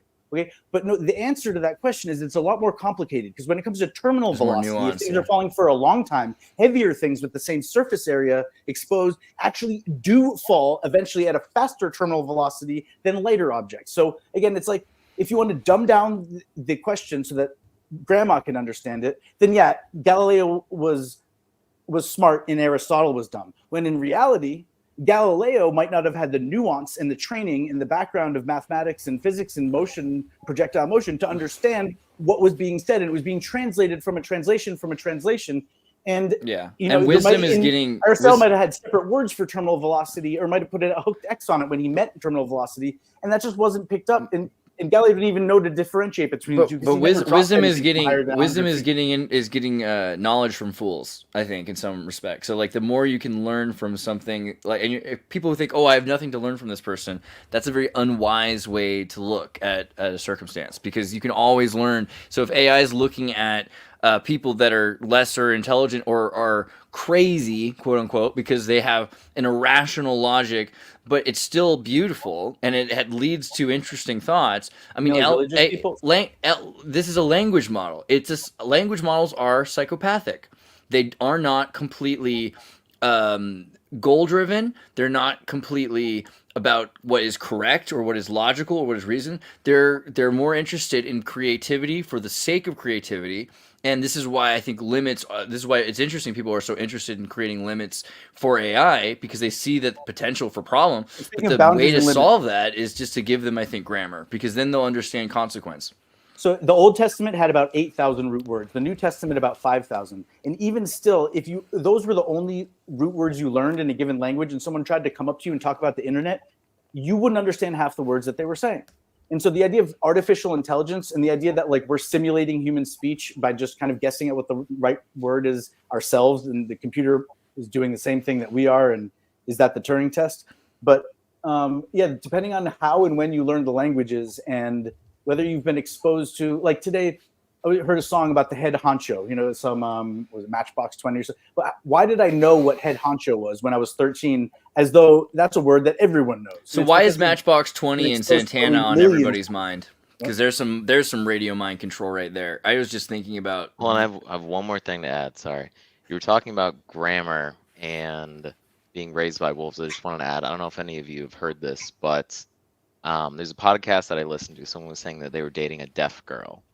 And then the way that she was texting was just, her grammar was horrible. And the way that it was explained to him was the way that American Sign Language, I don't know what other versions of sign language work, is that they're just saying like, I eat or something like that. So they'll just breeze through a lot of the grammar stuff that we're used to. So I just thought that was kind of interesting. But as far as sticking to grammar, something that I found was kind of interesting with interacting with like ChatGPT and Bard and stuff like that is the way that it responds to me with proper grammar has changed the way that I interact with it. I've stopped kind of interacting with it the way that I would with Google, where you're just doing kind of search engine optimization. For example, I was looking through YouTube. We were talking about mummies earlier. Watched a video a while ago about someone drinking mummies juice, and they just recreated the mummification process, whatever, to make alcohol out of it, whatever. But the way that I was looking for it was mummified alcohol. And it's not like I'm doing now with ChatGPT, where I would ask something like, what is the video with making mummified alcohol out of a chicken carcass, something like that. So that, Have you heard of the Capuchin monastery? Not monastery. It's the crypt underneath it, I believe. And there's a young woman who's preserved in what's called like the aqua vita. And there's this clear solution, and people claim she blinks every 8 hours. And it's like, again, if you were able to immerse the body in some hyper oxygenated thing and like 500 gallons of LSD type ergot, and then it's like, is she dead or not? Because she's in this clear liquid. yeah. Like But I was just going to say, but it kind of gives me hope, because I am, hope for newer generations to get away from kind of the iPad kid syndrome. And I am worried. I'm sure a lot of people are worried about how we can get all of our answers from AI now, which is true. So we have to put in a lot less critical thinking. But on another front, maybe we get slightly more accurate answers depending on how we're gating which information that we want LLMs or whatever to get their information from and discard others. But also from a grammar perspective, that was cool that Winslow, you mentioned that. Just from not typing like what I was typing, mummified alcohol, you type in more proper sentences, and that could be another vector for just not having iPad kids, Super Saiyan iPad kids for the Gen Alpha or whatever. So yeah, I just wanted to add that. Speaking of mummified intoxicants, if I may, just for a quick second, Andreas, I'm sure you've heard of this, but wait, Winslow before you go to mummified intoxicants, I think Winslow had a relevant. I was just gonna validate I am and say that I learned. He said mummified alcohol, so that's true. I was just gonna validate I am before you go on and talk about your mummified alcohol. That'd be cool. But I was just gonna validate I am and say, yeah, I learned ASL, American Sign Language, in high school, and there is definitely a disconnect between the grammar in the way that people type. And yeah, 100%. Yeah. This guy on the podcast I was listening to, when he was dating her, he was expecting like awesome grammar because she's probably just reading books all day. In reality, she's like a lot of people, not reading books, talking with friends, watching TV, even with subtitles. But just like the way that the grammar works, it's I eat, I go there, or something like that. And some people can see and hear, and they still don't watch Alex Jones every day, and so they're essentially blind and deaf. But no, sorry. And the reason that happens is because English is a language, ASL is a different language. English is the most information dense language on the planet that we have. If you don't count synthetic languages, invented languages that potentially AI could get their hands on, would be very scary to see AI. I feel like Sanskrit deserves a close second. How long do you think AI has until they understand the intricacies of the English language? Where, like, one example I'll give you, we can go down this rabbit hole for a long time, but one example is the word Germany. Germany is the name for the country, and they don't even call themselves Germany. They call themselves Deutschland. But the reason why Germany has its name, and I've never been able to verify this, but I've learned a bunch of other things that kind of play along to this. The English, they were playing the long game, but Germany is the name of the area where, after the last ice age, it was the most biodiverse part of the planet. So that means there was the most amount of different life, like the Black Forest of almost like a bunch of Noah's Arks had landed germination. Germany, many germs. That's it. Many germs. The English language is so. Hitler was from a place that was abbreviated SH, and so there was a lot of waste collection. And so when you get everybody's poop, you get the seeds from everywhere. And I did just the Hanging watch Gardens Dogma. of Babylon might have actually been the sewage processing center, and that's where you get one of everything. Wait, are you saying that's where Hitler was raised? Because on the Golgothan, his sense of smell might have made his brain a certain way by smelling all of those particles. I would totally believe that. They definitely grew up in a time when horse manure and human feces and everything was a lot more rampant, and the plumbing infrastructure of Vienna was falling apart. The infrastructure in Vienna in 1917 was really bad, and I read a book about this at one point, because you look at all the interesting people that lived in Vienna in 1917, and it was like Tijuana, because it was just so cheap to live there. So you had all these people showing up and living in these dilapidated buildings, and it was the Or whole overpopulation because abandoned sectors of town. the and then center people of the settled center of in Veen there. had become Very like different. dilapidated, and most people had moved out of the center of Veen, so it left a lot of people that wanted to move into the center of Veen. And so all of a sudden you have this big bohemian That's why they spring. blow the buildings up. You understand? Because if you leave a whole sector only a 10% occupied, you're just welcoming every foreign traveler that's looking for a place to hide and operate. Oh, some sort of- Vienna. not that it's always, but Bazalgette too in the 1700s. And I bet you Viennese people would drink mummy juice if they could. They probably there's some who can I do signed the mummy juice? You Can I can do do the it. mummy I just juice wanted to preface it with saying that this recently happened. 22,000 Yeah. people signed a petition to drink this mummy juice. Oh my right? goodness. Yeah. So like people want. Drink it. Well, dude, consumers would love the opportunity. I think is really what this is about. This is just a. In times of lockdown, when the usual cartel systems that move, whether they be olives and olive oil or other more illicit substances that aren't illegal, in some countries everything is legal now at this point. Cocaine mummies. Cocaine Yes, mummies. So here's the thing. So there is the story that it was supposed to be proof that the Americas were part of the Egyptian Empire because there was both nicotine and cocaine like residue found in the mummy. And again, like they put it there on purpose. And the pyramids. Yeah. Don't forget about the pyramids. There's pyramids in America and in Egypt. I wanted to add. But the idea that the honey. Yeah, we should get into that also. Where was? Let me pull up a picture really quickly though. Where was the pyramid? Sorry. Well, while you're talking, I just want to pull up the picture for Winslow. Where's an American pyramid you were thinking of? Like the Monk's Mound, or where's the Boston pyramid you're talking about? And is it a pyramid or is it a burial? There's a few different pyramids. There's a few. Obviously, the one that comes to mind right now, not the one that I want to share with you, but the one that comes to mind is that fifth picture in the Bass Pro Shop. That's Thank God, because I wanted to say it too, and I was like going to make a joke, but honestly, you got the Luxor pyramid. There's a pyramid not in the United States, but there's a pyramid on UK monarchy land. Is that a thing? Yeah, Is that a Disneyland? Is monarchy land? King Charles owns his own pyramid. Whoa. There's a picture of it. It's But interesting. how did they know that there was cocaine in the mummy, guys? Though again, we read the news headlines. Our job is to discuss. The Pyramid of on the Scotland, T4. Prince There you go. Albert's. Wow. The answer is now scientists, for a good reason, for instead of like for the law enforcement. Now we need to test: is this white powder cocaine or not? And why? Why? Because we're trying to prove something historical. And now you always have a real scientist to actually focus on something that might be useful to society. Okay, so and same thing, and like if you can't transport it, it's like we keep shipping these mummies over to our museums. Why? Well, we were out of cocaine. And so over there, what they do is they put the cocaine in the mummy, and then they ship it to us, and then we say, we've always been connected, right? That's the most elaborate conspiracy I've heard of since like the coffins. The Lady in of Elche Vietnam. has a hole in the back of it. The artifact might be real, but what was in the hole? No. Sorry. It's like that movie Cocaine Bear, as I like to say, Paddington Bear 3. But sorry, you were gonna say something about mummification. Was that it? Was that the thing about mummification? The idea that the honey in there as well might be psychedelic honey. Right, for sure. For other reasons, because that's the only way. And if you were in ancient society and you realize you had so much of this stuff, and people keep coming to you and offering you honey lasts forever and it's hostile to bacteria. This amazing plant medicine.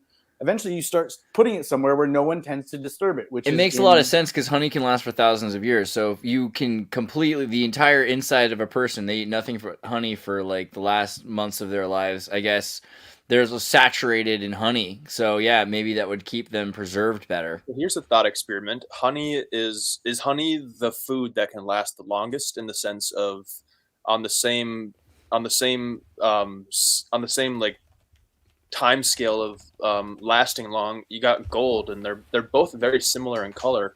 And we were just talking earlier about how colors and vibrations not vibrations, colors and frequencies that they go hand in hand. I wonder if the color gold and honey is gold a color. That's interesting, right? Gold is not a color. I'll make that nuance point that monoatomic colloidal gold is a different color. And if you look for nanopore gold, the Mayans created I'll go right back. Well, I just wanted to say the Mayans would make a sputtering process in order to make nano gold that is blue and smaller. I wanted to pull this up though because it's important to look. Yeah, it has to do with material doping. You're impregnating that peak where the orange and the yellow meet. That would be right where gold is, right at the top. And then that's the that would be the solar spectrum. So you got life green. Green is at the peak of the pyramid there. But on the other one, you had a valley with that one right there. Yeah, there's another one too. I was trying to open that's even more important to this one. Power, density, color.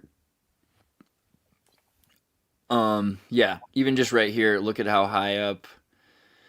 Come on. Oh gosh, the good ones. But you can see like the higher, yeah. And blue's interesting too, right? Because blue to green takes up so much more. Green is like, look how much spectrum we perceive as green. Did we talk about this 2 days ago, or did I see this in a video about how the color blue did not exist? I've definitely made a video about that with you. Is that they didn't have anything in their environment that they could call blue, which might mean that the sky was a different color. And the wow, Blavatsky blue did not exist leads to like in the ocean. Well, they just didn't have a word for it. I think it was the Odyssey where they were looking at some point they were describing the color of the ocean, and it was like a deep wine color. Right. Well, also Egyptian blue, there's a term for blue, and it's a green kind of turquoise color. And there's a lot of evidence that they didn't, like, there's not blue flowers. There's a certain point when blue starts to emerge, and it seems like that is a cultural thing, a shift. So Madame Blavatsky had a story which eventually, the Bluebird story that she wrote inspired Baum, who wrote Wizard of Oz. And so the Bluebird story is sort of this idea that there's this emergence of blue in a veil that shifted. And some people at the beginning of the 20th century associate this with the Alvarez hypothesis, which is the idea that the iridium layer that we see from perhaps a meteor or from some sort of environmental apocalyptic reset, right? So we're talking about like aeons. Iridium was used in early arc lamps. Okay, so we can only find one layer of iridium, and so the Alvarez hypothesis is that iridium happened burnt out as a civilization before the Younger Dryas. Destroyed. Yeah, indeed. So, but the idea is that blue comes from the Alvarez incident. Right, that occurrence changes the way we perceive, and everything perceives everything, and adds another. So have you heard of lapis lazuli, the crystal? The CIA promoted this up until the 50s. We didn't even know about plate tectonics until the 70s, which is just crazy to think about. But yeah, the CIA believed every 20,000 years that the planet destroys itself. But here's a question for you. You said that was an author, that lady. She authored The Bluebird. There is an award in America for the educational system, the public educational system, where the federal government will give an award. Sorry, I'm confusing two different things. I'm thinking about a bus and an award. The Blue Ribbon Award is not Bluebird. I'm sorry, completely. Were you thinking Blue Beam? Wait, does Blue Ribbon Award have to do with the Pulitzer Prize in books? The Blue Ribbon Award is. I thought for some reason the Blue Ribbon Award was the Blue Bird Award. It's the Blue Ribbon Award is given to the school that is considered like one of the best schools to send your kid to in a public school system. Blue is freaking evil, bro. Like, so I have Twitter turned to red, and I have all of my UX usually turn everything blue automatically to red, and of course I use like blue light filters like Flux and everything else like that. I remember in the early 90s taking computer classes in the center of town, and there were like pregnant women who were teaching the class, and they would stand outside of the room. The lady would stand outside the room because she didn't want the computers to affect her. Like growing up around hippies with these red plastic screens over all of the computer monitors. Like we were so afraid of blue you remember light. the phrase "orange man bad"? And now so if you're overusing a computer, one way the algorithm can try to fuck with you is that it's like the default algorithm in a Mac. I keep trying to set it to the red spectrum, and every time I turn my computer, it defaults back to something that's like a little nasty to my eyes. It loves the blue, yeah. And so Facebook's blue. It's generally very effective at getting someone to stop using the device.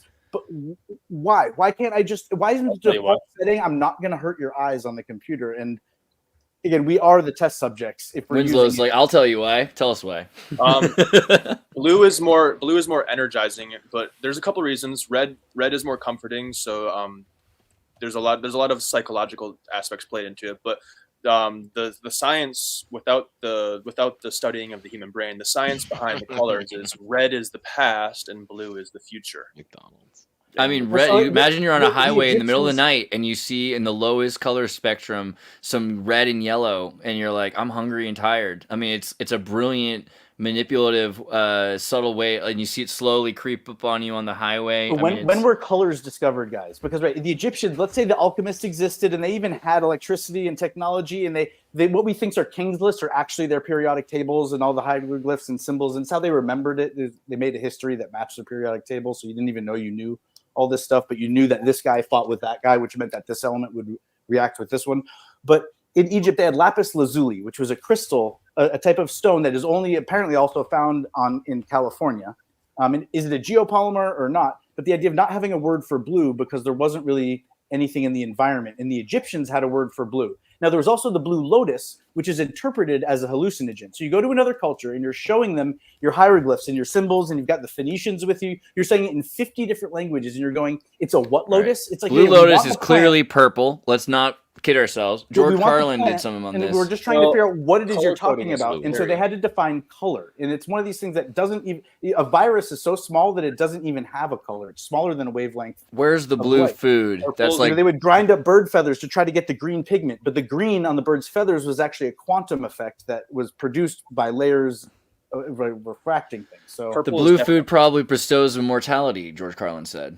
Purple is definitely a blue if you get down to the color coding. If you ever get into like an artist class, it's so weird. what were you going to say with the iridium layer? So was the thought that that turned things blue? Because we kind of went past that, but that sounded so yeah. The question is, what happened when a meteor or a volcanic layer of iridium happened? And is it everywhere? Is it everywhere? It's everywhere. There's a whole layer. Is it everywhere? Is it? It's a layer. It was like one Noah's layer. flood at one point. The whole world was covered. There's just one layer. There's only one layer of iridium. I can't dig right here and find the iridium layer. That's not fair enough. Maybe there's but no, there's one layer of iridium, and it's very interesting, and it's yes, in certain places. Later point in history after I used to believe everything that I read. After life happened, I've been to Chile, and I've seen the and it may be there. I find it hard to believe that if there's scientists that are willing to say it exists, skeptics there, then gonna they should be able to skeptic, find you it know? everywhere. Oh, this isn't. I don't believe that this is where the color blue came from, but it's always just interesting to hear. Right? Yeah. It's not, probably not. Right. Yeah. Exactly I mean, God only where knows if it the Alvarez hypothesis is Yeah. about like a meteor, but that's what in the 1950s the Alvarez brothers in Chile said. But the idea that there's an electromagnetic shift or something like that, or if our minds all of a sudden our biomechanical abilities are picked up on that we already had, because we already have cones that can perceive different par density, that maybe all of a sudden we became susceptible to what is not necessarily a good thing, right? So the Madame Blavatsky idea is that we used to look at the sky and see many colors, but now we see this sort of blue sensor bar across the sky, right? That's kind of a theosophic metaphor, but that we could have seen more. Remember, we set the atmosphere on fire. We were worried that when we set an atomic bomb off in the atmosphere, it might what? And now what color does hydrogen burn again? Just about light blue, I think, is it right? It's like white. Yeah, maybe we used to be able to see out into the stars during the day too, and now even the song "Twinkle Twinkle Little Star." There's never one star. Why would you be talking to one star? He's talking about a blimp that's flashing at night. Is Twinkle Twinkle Little Star about nighttime? I forget if that's even in the song, is it? Yeah, I recently reread the lyrics to the whole actual song, and it talks about how without you, people wouldn't be able to find their way. So yeah, they might be talking about the North Star. It might also be talking about, when the satellite Pleiades. your GPS doesn't work. Sirius, yeah. So like in Jurassic Park, they engineered the dinosaurs, so they needed to give them a protein, otherwise they couldn't reproduce. And imagine there was something in our diet that could be removed, and all of a sudden you don't see blue anymore. Winslow brought up, I don't know, did you bring up Adam and Eve's story, or are you just going to mention that the CIA used to believe in the 20,000 year primates, Adam and Eve, in the eye thing, there's the old world primates, which are trichromats. In the new world, I think they are tetrachromats, which means that certain versions of primates have a fundamentally different set of chemicals, and they may be able to see into the ultraviolet. There are people who see more cones, right? Yeah. Hold on. Speaking of the color blue in the eyes, I've got a buddy who has a company here in San Francisco. He does pool filters, but he claims that he's able to basically give you certain things in your diet, and then if you have a child, and if you don't even have blue eyes, or you don't even have the gene in your partner, or you as recessive, you can have your children have blue eyes, in the sense of just change a couple things in your diet and then bam. I mean, perhaps. I think a lot of the Well, the idea of like green and brown eyes, like a lot of people think that brown eyes are from green eyes that are there's something going on with diet or something. That could be.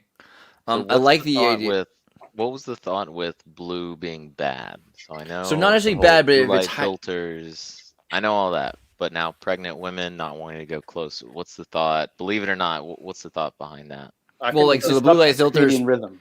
Yeah, there's the idea that it messes with your circadian rhythm. There's also blue light causes eye damage and brain damage. I think I saw a report on. I don't know how much I believe the it's brain Now, damage a one. light the penetrates the future. skin. If it's And the so your future, it pineal gland, ages your you. third eye, is perceiving that blue light as well, and that it usually happens more during twilight times. And so again, if you're being exposed to blue light outside of those specific times, it can throw off. It can cause what's called diapause in a pregnant woman. Bears, if they get pregnant at the wrong time of year, they can put their baby on pause for 8 months, and then it only starts developing and growing later. And it's not a mechanism we really understand, and we're seeing it in more and more mammals that are closer and closer to us on the evolutionary tree. So Blue light can disrupt the melatonin production, which can also mess with other cognitive functions as well. There's Melatonin is been a big thing. yeah, so like not having the ability to produce natural melatonin, but there's other things as well. The main thing is like blue light can harm your eyes, right? Like it can burn your eye more, and Let's so just having think a of- lesser light's easier on your eyes too. Let's think of the metaphysics of it. You got blue as the you get the Doppler effect and the light spectrum. Blue is the future. So if the future is aging, you're getting older faster.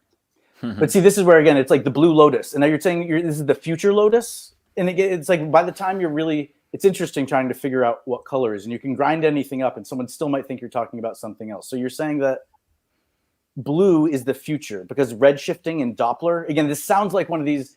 It's not pseudoscience, but you're juxtaposing two pieces of information, and it sounds compelling and interesting. All right. But I'm just trying to tease it. You might be right. I'm just trying to tease it out into something that's intelligible. Well, Yeah, just in terms of the frequency. It's something that I know, but yeah, you're right. I should probably elaborate And like on blue that light at the top. Explain a bit about par frequency maybe and why it would be faster.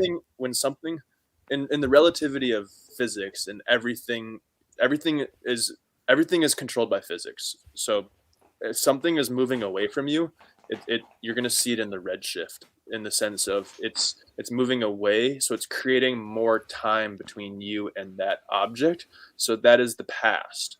Now, if we're in space and there's an object coming towards you, it's going to appear in the blue spectrum, and that is because it is taking time away from. It's changing the time distance equation, and it's basically what he's saying something. I know, isn't it amazing? Because he's actually pantomiming right now. He's muted. You can finish. No, go on. I like to be. Wait, no, sorry. I'm not trying to say he's incorrect structurally in what he's saying. I'm saying that for the audience's sake, and just for posterity's sake, I'm pretty sure that red wavelengths are shorter than blue ones, and so that if it's moving away from you, the wavelengths are getting stretched out, so it's blue shifted. And again, I might be wrong about which wavelengths are shorter. And it looks, the infrared might be, I might be wrong. Right, ultraviolet. Okay, because the blue wavelengths are shorter, and so that's the nature of the Doppler effect. Because again, all four of us might take it for granted because we've looked into it before. But the layperson, the Doppler effect, they're thinking about the weather station. The Doppler effect, when you're looking at stars and things in the distant universe, the way that we decide whether or not the universe is expanding or contracting is averaging out all the points of light and deciding whether or not they're redshifted. And so when we're looking for signature of biological materials in the atmosphere of far off planets, yeah, fucking right, if you ask me. But did anybody else like it how Stefan dropped Doppler effect like nothing? Is like just like inferred everything we're talking about and knows. I just wanted to point out he has some cachet.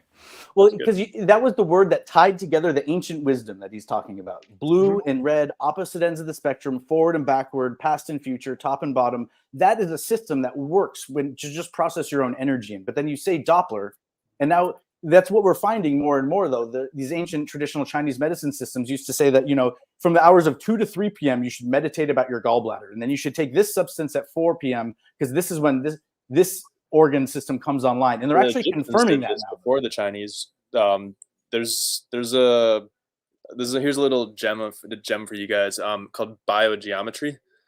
You can go to his website. There's a lot of cool things to learn about that and gemstones and how a lot of the gems you buy or crystals you buy aren't really legit. But yeah, every organ in your body resonates at a different frequency.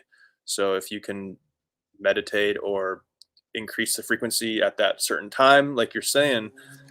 Again, when you say that, you sound like you belong on the Gaia channel, not on Xirtus. Well, no, on Gaia, you would just talk to the flower. It's how a yoga teacher talks. It's like every body has a frequency in each organ, and it's just not that simple. You know, it's just not that simple. Every organ in your body has a mechanical process to it. It's a biological mechanical process, and it serves a function, right? Your stomach digests its food, and biology is memory, it's geologic memory. And the micro phonetics of it creates a vibration, and that vibration is frequency. And that frequency peaks at a certain time of the day. Like you're saying, the ancient Chinese medicine, they will allow you, or they get you to meditate at a certain time on a certain organ, and that's very true. That you're right. Frequency, Stefan, then it start sounds over. like you're referring to a scientific concept. Okay, yeah. I was saying that just say instead of the word frequency. This is like the Aristotle problem with Galileo, is that they're both talking about velocity, and one guy was talking about terminal velocity because he assumed everyone obviously knew that thing about regular velocity. And so when it comes to frequency, again, when a scientist hears that, if that were actually true, and it would be great, because if someone had heart issues, you could just turn on the radio to a certain frequency and it would magically heal that organ. And it would be great if that were true. And there may be certain, like, I think Royal Rife is pretty. There's a right? lot of accuracy to sound healing and sonication but there against may be a frequency that we don't. The idea that like our DNA is an antenna for our consciousness. Spooky. Okay, and that's a frequency we haven't figured that one out yet. So there may be a frequency that each organ does have. It does, but it's 100%. But you're using the same word from a different. So we'll call it. You can add a word to it, like sexy frequency. I'm just trying to suggest a way that because science-minded people that are very empirical and not woo-woo at all hear you say that, and there are elements of it that are universally true. Like Rumi said that, close your hand with an empty space and everything in the world is contained inside that space. Now, all of a sudden you put your cell phone in your hand and you're like, holy shit. Yeah. And outside of the novelty of being able to access the information, no, literally wherever you put that phone in your room, somehow all that information is flowing through all that space all the time. So that when you push those buttons, it comes out. It's like, right. So wait, Winslow, Winslow was about to say something a minute ago. Do you remember what it was? What was it about? God, I don't know. It was a Royal Rife, and you said something about creepy with sound healing. Putin supposedly he uses a certain product called the Spooky G2 Rife machine. Oh, really? Yeah. Wow. That's pretty based. There was that first one, whatever that first picture is, the Spooky 2. That's what it's called. That's the one that Putin has used for a while. I don't know if he still uses it, but he carries that with him everywhere. That's pretty based. That's pretty based. So a Rife machine is really interesting because, we talk a lot about how things have become called quackery. And one of them, of course, is Rife's sonication and using different frequencies for healing effects and trying to get your body to match a healthy frequency. Let's say you have someone who's got a cancer and you play a frequency from a healthy organ at that, and hopefully it makes the rest of the organ try to get in line. I think is what he was saying in a very rudimentary way back in the 1930s, right? But we've gotten to a point now where we're using this like sonication. And forget about the whole woo-woo aspect of it. The Mythbusters proved that if you play classical music to plants, they grow faster than if you play death metal to plants. And I guess I'm strawmanning it because they played the wrong kind of death metal. But because for 250 years after Kircher, anyone that walked around saying there were sympathetic magnets and you could turn one in this room and it's going to turn over there and there's going to be needles on dials in different places that turn. They said for 250 years, they ridiculed those people like they believed in Bigfoot and UFOs and the sea monster. Right. And then eventually it was revealed that technology is real. The term spooky action at a distance, which now refers to quantum entanglement, used to refer to just radio communication. What's the website? Sympathetic vibratory physics. Oh, that sounds easy. S-Y or I? S-Y. Sympathetic vibratory physics. Vibratory physics. It's what Yoga's saying. I just wanted to add some context. Sympathetic vibratory physics.com? Just you could Google sympathetic vibratory physics. It's like one of those quackery things. Ooh, Like I you were love saying. quackery. Yeah, Donald But there it DuckTales, is, bro. DuckTales. The Keeley Ooh. machine, or the Keeley motor, I should say. The Keeley motor. What's the Keeley motor? That globe on the left there has been said to create free energy.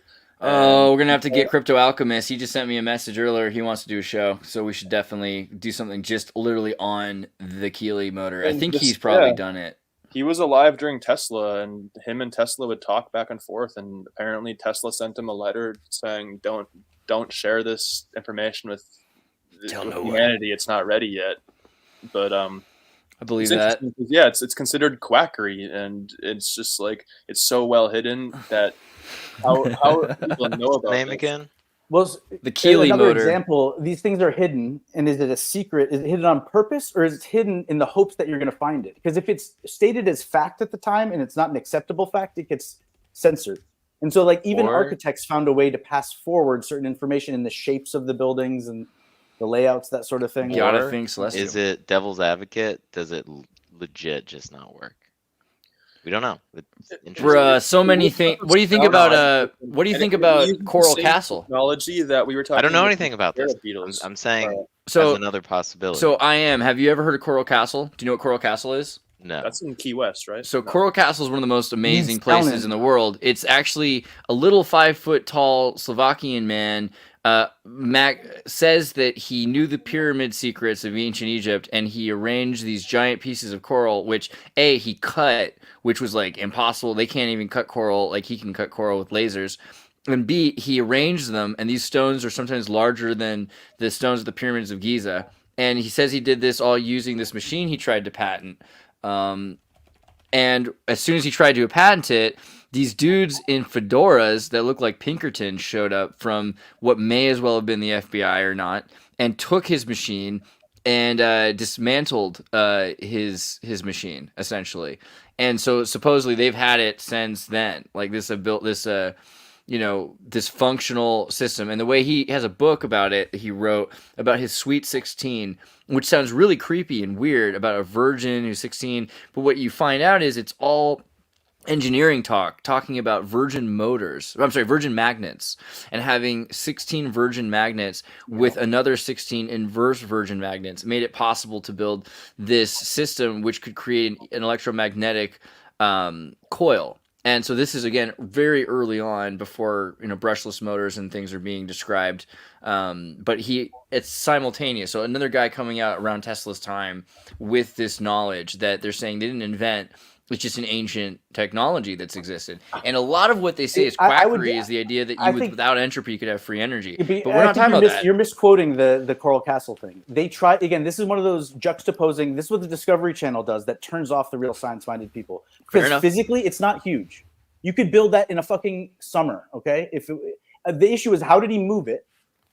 And we don't know how to move big blocks. But again, the idea of building a little tripod out of wood and a gear system. And levers and pulleys are cool. Yeah. Okay, and the other issue, it's like there was a door in there that's balanced, and there was a type of rock which wears away at itself. And so obviously it doesn't fit and move as smoothly as it wants. But the idea is like the amazing precision. You could move it with one finger, and now we can't even recreate it. It's like, no, it was built out of shitty concrete. No. The door was working really well, and then they tried to change the door to add a lock because it was too easy to get through it. It would have been a magnetic floating bearing. Again, no, I'm just kidding. But so there's a story of one guy who turned like 40 acres of desert land on the outside of his community into a forest, not like a few trees planted to like over the course of his 60, 80 years of life since he was a child, he's just been planting and planting and planting. And so the perspective of time and patience and sticking to one task. We're in a generation where we're told we're going to have 7 careers, coming from a generation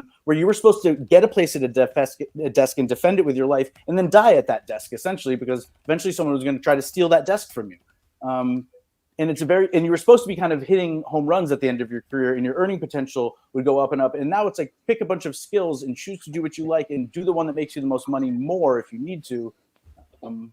I think But though that we see like, so I'll have you we guys can't back. conceive that this old guy made this structure. It's really not that impressive, to be honest. I don't know. I'm gonna have you guys back to talk with Crypto Alchemist and with some of the guys who are building free energy machines, because we know some people that are running a coil self-sustaining generator that's able to power their washing machine and dryer and like a few things in their house. They've built machines that are rigged up that just continually run and produce enough electricity that once they're going, they don't actually need to turn off again and can run for years at a time. So there are machines that are pretty much free energy these machines. are produced commercially, and they're in the basements of hospitals and data centers, so that when the power goes off, there's these giant drums that are flywheels. It's not like a wheel that's thin and narrow. In the axis that it's turning is like, so it's like it looks like a refrigerator. And when you open the door, there's something spinning at like 10,000 RPM that's made of fucking tungsten or something. It's really heavy, and it's floating on a magnetic bearing.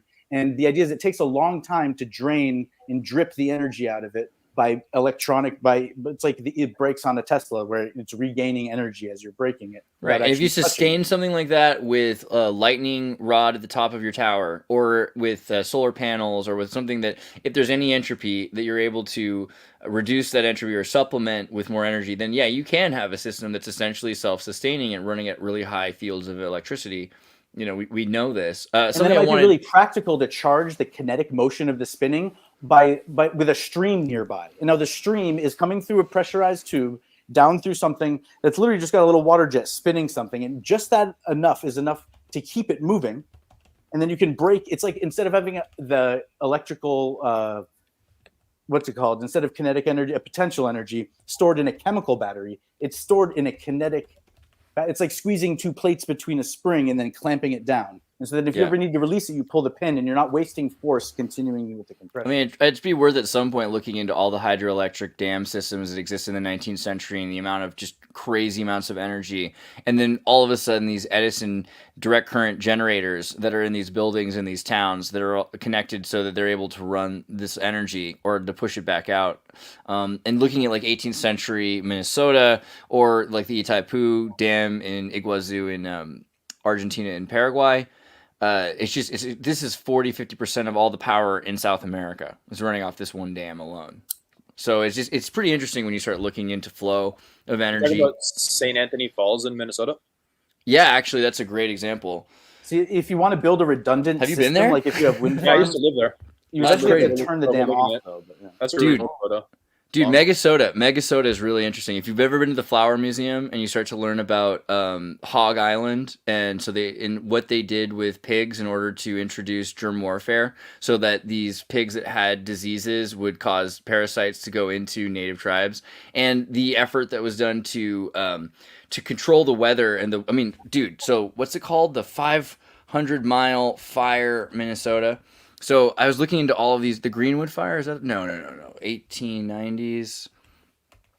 The Great Hinckley Fire in Minnesota, where they burnt out 500 square miles, which just genocided tons of native tribes, and we don't even know like what the Midwest looked like. We talk about plains and we talk about places without trees, and we don't understand just how much environmental feedback loops have happened since the 19th century, what we've done to the Midwest, and it's completely changed the weather, right? How do you burn that area? So supposedly they said that a train was going by, and it started some sparks on the leaves. Yeah. Well, modern architecture, the joke is kind of everything, if built the right way, it's almost difficult to start something that will light. Like if you walked into a regular forest, it's forest management. If you let stuff build up on the ground. Dry in the winter. Yeah. It gets super dry in Minnesota, especially. Yeah, everything dies, and but then that's why even if you're not feeding it to your cows, you have to harvest the hay from your hay fields and bale it up, because otherwise it's a huge. But there's a lot of people that say that it was birch forests. Yeah, but a lot of people say they think the Hinckley Fire was somewhat. You're telling me a live birch tree is going to catch on fire in the winter? In the winter, the birch forests burn faster than any other forest. Because they do dry out, and then the oils actually can boil and burn. How does the flame spread? Again, you've made a campfire out of so once there's wind, it's picking up the leaves, and the leaves pick up in the heat, and they carry. There still are in Minnesota in the wintertime. It's beautiful because the leaves become this beautiful red color. They get all dry and they hold in the trees. And Only this forests. was September. That's autumn Only and fall. forests. This was That's September. That's not winter. This was September. September when it Right. happened. So if he's saying the biggest in the winter, I'm just trying to picture, unless they're really close There's together. only two types of forests in Minnesota. You got pine forests, and then you have boreal forests. And boreal forests are dominated by the birch tree. Mm-hmm. Well, also though, so I was going to bring up the Gilgul because we talked a bit about the idea of the different But parts of the. even when there's like fires in Hawaii, like some houses get missed because whatever reason the fire goes around it. So I guess if they're saying They're you painting burned them 500 Maui Blue. acres, it wasn't all of it. But Yeah, I think it was pretty bad. If you look into the Great Hinckley Fire, it was pretty bad, and it messed up the native tribes, indigenous. and you're saying it places might where have been they done lived. in the name of weather control, or whether worse. you're trying yeah. to like cloud seeding essentially. Yeah. It was very.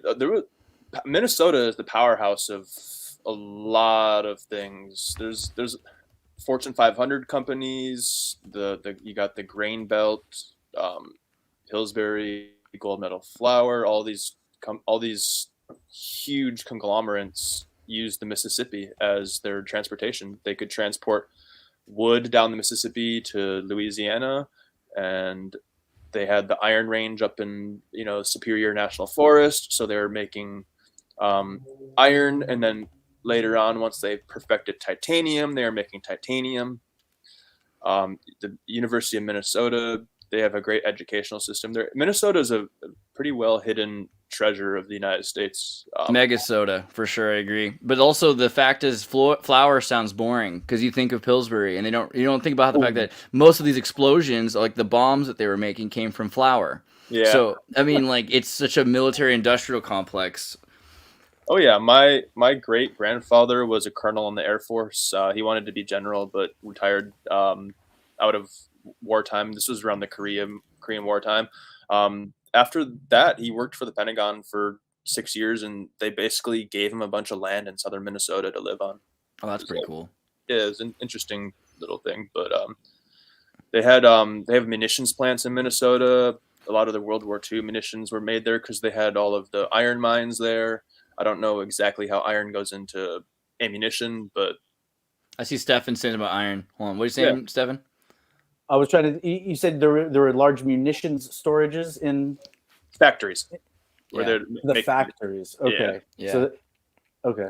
They make a lot of stuff in Minnesota. It's mega soda. I was gonna say though, because we talked a bit about like the veins and arteries and the different parts of the body having radio responses and everything like that. Are you familiar with the Kabbalah Jewish concept of reincarnation? Yeah, I got something to show you. Go on that. Cool. Well, I've mentioned it a couple times for people in my audience, but Gilgul is this idea. The Gilgul Ha-Neshamat is this idea of the transmigration of souls in reincarnation. And it's this idea that there are 613 parts of the body, as described by ancient mystics and medical doctors, philosophers, but also physicians that kind of accounted for 613 parts of the body. And so there's 613 souls, essentially, that make up the collection that is the human, a single person, right? In the Sephirot, the Tetragrammaton. Ooh, look what you got here. Let's do a solo. This is like a representation of like Abrahamic religions and mysticism. If I can unroll it. You got the Centurion Man. You got the Kabbalah there. There's a bunch of different things going on this. If you want to look it up on the internet, it's called the Occult Anatomy. I don't know if they have Occult Anatomy. I'll see if I can find it. You're on a list now. Yeah. There's no such thing as a watch list. There's only the watch index. Oh, it's just how far you are on the list. Yeah, how many asterisks are there near your name? Yeah, I like how everyone was afraid earlier to try to answer the question of how do we know when people are dead, guys? Other than them being like explodified. Dead just means you can't talk to them anymore, so it's kind of like being canceled. Well, okay, all right. But Yeah, again, it's doctor, like I'm gonna go ahead and notice that we used humor again instead of actually trying to answer the question scientifically, because the solutions we have out there are just kind of being implemented. All right, fair. Wait, Yeah. So Poser, I've heard this too, and it is an interesting concept. Is it when rigor mortis sets in? Because I mean, right now it's I think when a doctor declares you dead, at least in the U.S., that's when you're officially dead. I know what you're saying. But they're all trained to a protocol. Yes, no, I agree. But as blood is still flowing through your brain, rigor mortis has not set in. Do you have any thoughts? Now, I get what you're saying. I think it's interesting. I want to hear what you have to say. What have we learned? What have we learned about trusting doctors? And again, you may agree with me. I didn't But say. so You have you're to right. draw the And line somewhere. I know. What we're finding, and again, my over the top like indignation and soapbox type. This is like played up for TV. So to You're speak. like the best parts of Usually I if try you to were to play this down squeeze in my Howard communication, Stone but it like might be a entertaining. rock to get And it can be liquid, you get abrasive. Stefan. And again, you're allowed to like take the piss out of me or what. So, or tell me to tone it down. But yeah. Anyways. All right, so one concept of heaven that I've heard that I think that I've always found very interesting is it's all in your mind, and it occurs at the moment of death or right before death if there is any blood left in your brain. So if you think about dreaming and that dream never ends, imagine like getting decapitated. People have thought this. Hold on, poser, hold on. Relax. People have thought this. But blood in the brain, that's not what makes you alive. Okay. Give him a second. I want to hear him through. Where your thoughts are. So your thoughts are in your brain and you're to yourself, say you're dreaming, am I still dreaming? And then it gets more wild, and as blood in your brain starts to, the flow stops and slows down, rigor mortis sets in, it might get more ethereal, crazy. So that's just one thought of heaven that I've heard that I find very interesting. So like when they found the guy that had crawled into the landing gear of a plane. In your mind. Go ahead. Wait, no. Finish what you're gonna say. I'll mute him. I'm just saying it's a concept of heaven that I always thought was very interesting because it's your own heaven. It's distracting. Your own heaven in your own mind. It's your dream. It kind of answers the question: if you go to heaven, and a heaven for me is not necessarily what it would be for everyone else. Maybe I wanted to be king, but now then I have subjects, and then those subjects, if they are capable of independent thought, it's probably not what their heaven is. But if it was all your dream, your particular heaven, sort of like if anyone's watched American Dad, what Steve's heaven was. So whatever everyone you had their fill own your individual mind with, heaven. you think that heaven is still going to be the translation of experiences. All right, but a racehorse, run, go. That's Stefan, sorry. Oh, well, and it's like Andreas goes on other people's channels to get shat on for interrupting and for talking for 15 minutes because he knows a lot about a lot of different things. And he's willing to like almost be like someone standing at a door and be like, I'll answer 100 questions in a row, rapid fire. And like usually most people would stumble and trying to remember even one of the subject matters and being able to switch between them like a polymath. I mean, it's like a shtick, and you're like showing what you can do.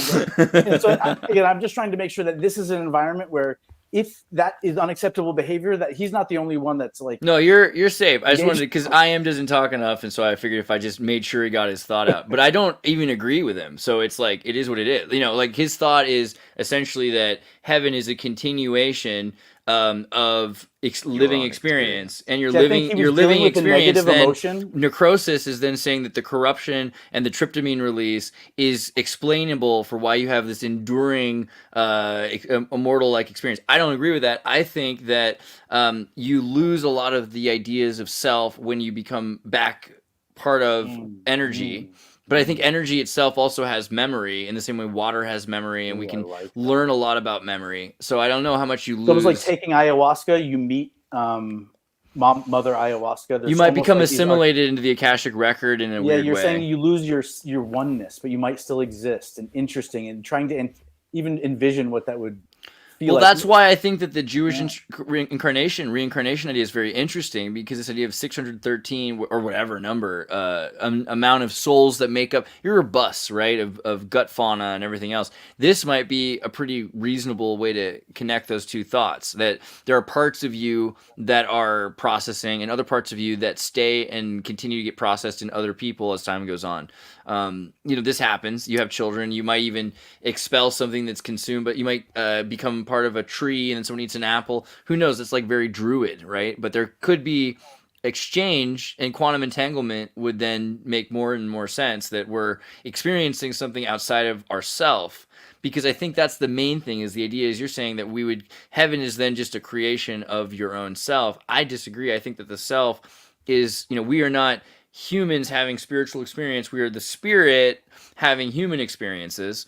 And so that experience, it's amazing, but also why you can get dementia, Alzheimer's, and lose a lot of things that aren't.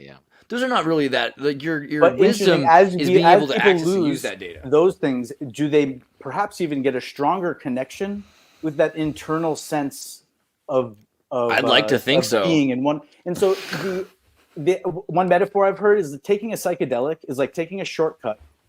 It's a game of capture the flag in a forest, and the flag is about this big, and somehow by taking the drug you get to like skip, do not pass go, you don't even have to collect $200. You just get to go like sit right next to that flag and experience exactly where you're supposed to be for a second, but you're still yourself though. And this idea of losing the ego, and then when you come back, what did you bring back with you such that you're able to get anywhere close to that? Next time you go back and walk through those woods, even just the sense that you're getting closer to it, and what mechanisms can you channel to bring that into your everyday? And I think so. What I heard, I like that he went to the concept of heaven when he was trying to scientifically explain death as a starting point, because it kind of disarms the fear part of it. It's like, oh, when do I get to experience heaven as like the real thing? And again, the Egyptians were like, no. This is your soul is about to get weighed. And what you're really anticipating is, holy shit, did I just fucking end up in hell? Or, yay, I ended up in heaven. And there's like a really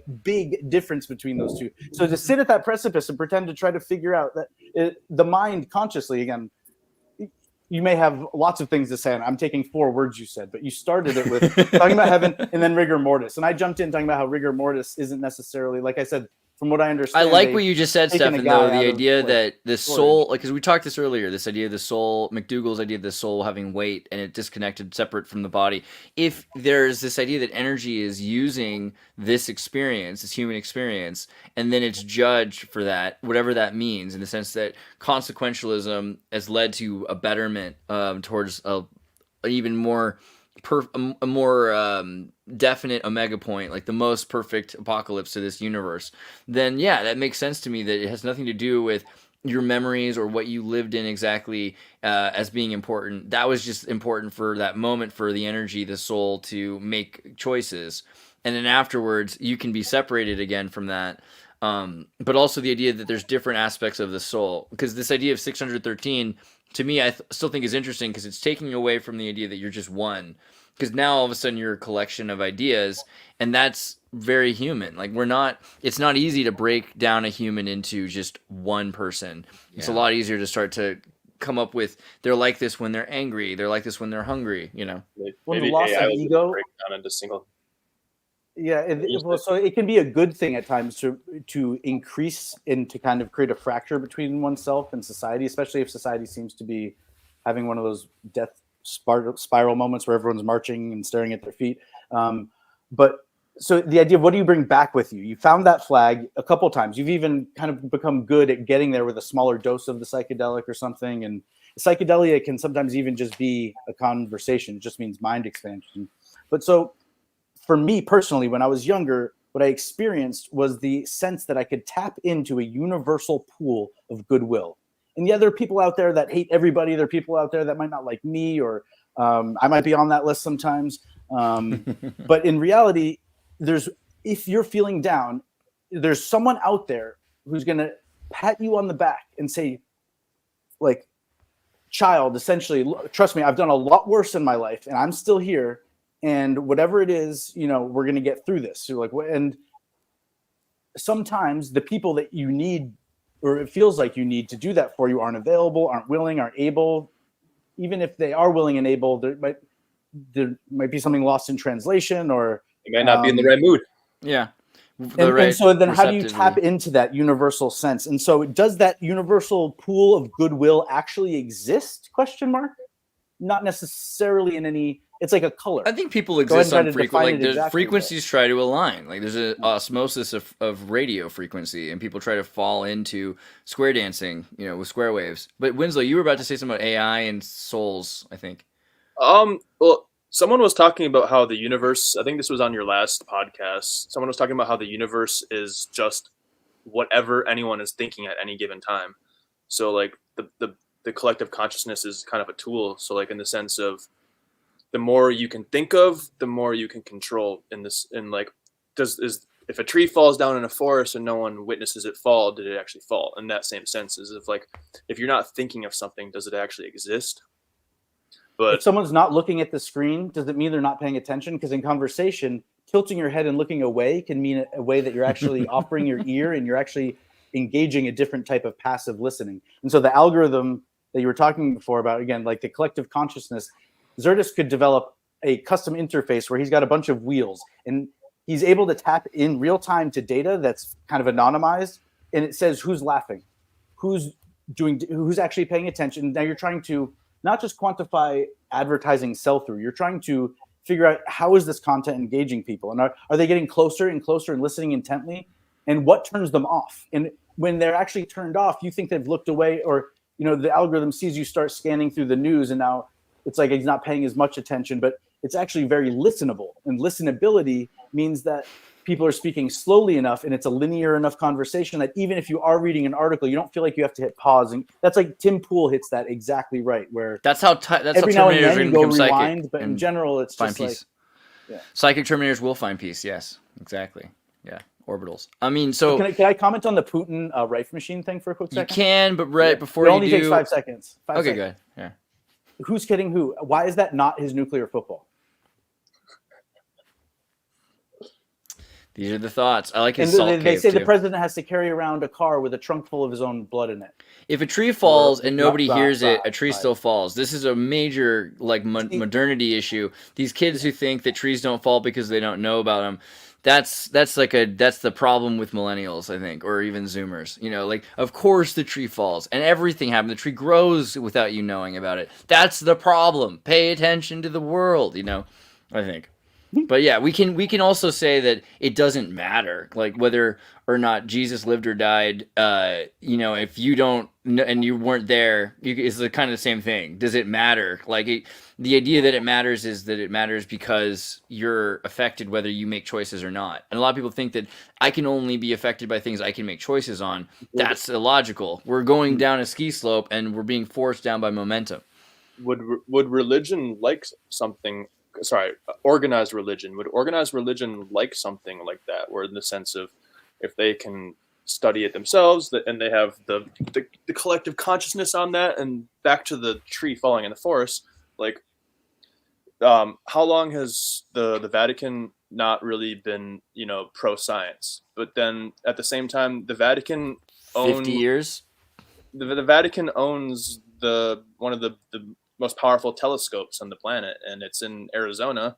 It's on some interesting paranormal land. I'm not too. Plus the Lucifer telescope. I mean, arguably science was invented by the Vatican. I wouldn't quite go that far, but I mean, our idea of education. I would say the library. They've chosen to act as a repository, and it was going to happen. And so usually people take their technology and they hide it and bury it so their enemy doesn't get it. Yeah, it's and when a repository. You're saying, is it because I think from a purely logical standpoint, we should stop teaching people about numbers, and we should stop teaching people about languages, and talking even maybe reduced to a series of grunts and stuff. And then there would be known as these weird people who talked and they were crazy, and we left them alone. And we don't want to be anywhere near those people. The Vatican because they either educated people or didn't, and they can point and shoot lasers and stuff out of anywhere. And it's like, because in reality, by creating the Vatican Library, which is a place to store and censor information, and by censoring it to some extent, it was like Dick Cheney had a stamp that said classified top secret. And that means within 4 hours, it would be on the AP News. Another RSS. Gift. Thank you, Arborello. Wait, do we have to play the box? How the Vatican thought about Galileo? The Vatican's but are they anti-science though? So Galileo is a very specific circumstance, and you have to remember Galileo just made it worse for himself because he kept saying things that offended the people in charge of him. But most people around Galileo knew and believed these things.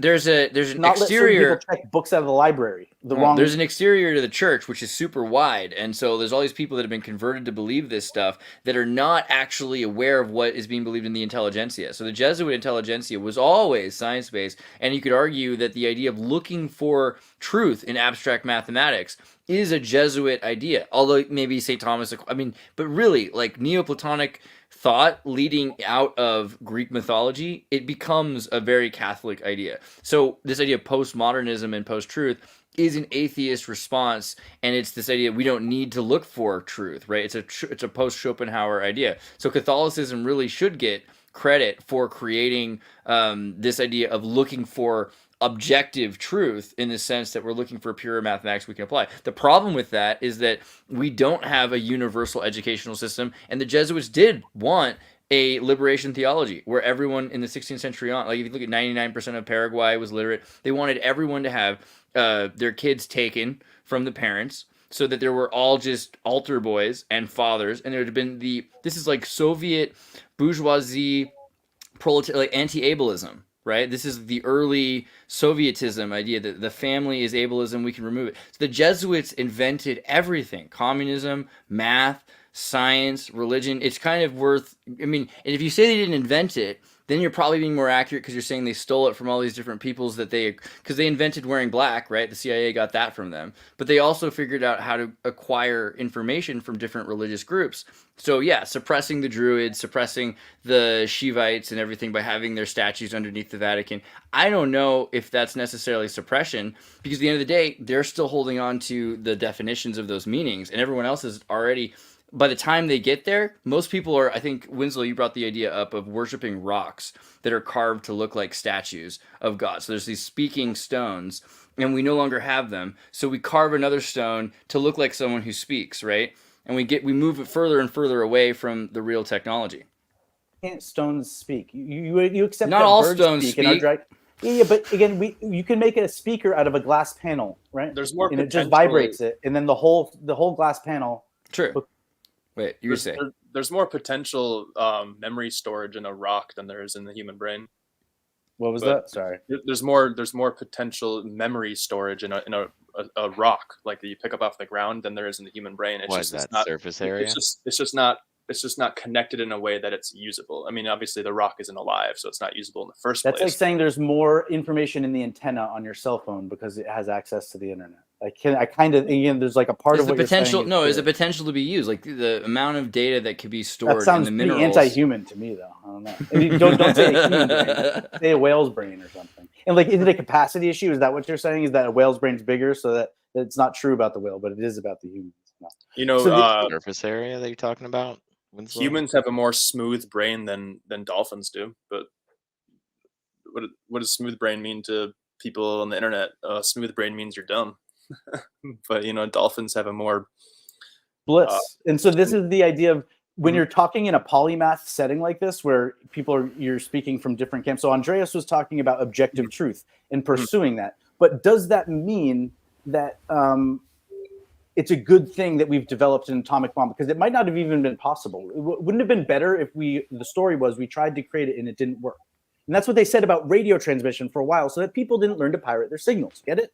But so when it comes to objective truth, it's part of an intellectual exercise, because in reality, non-objective truth sometimes works. I met someone who had a spray she put on her house before, and it wasn't perfume. It was literally just water, and it was her beautiful spray. And she had self-esteem issues. She didn't think she was pretty, but she would spray it and go, "I'm beautiful." And it was like something she'd go into conferences or workshops or something. And at first she said, "This is like so cheesy. How am I going to?"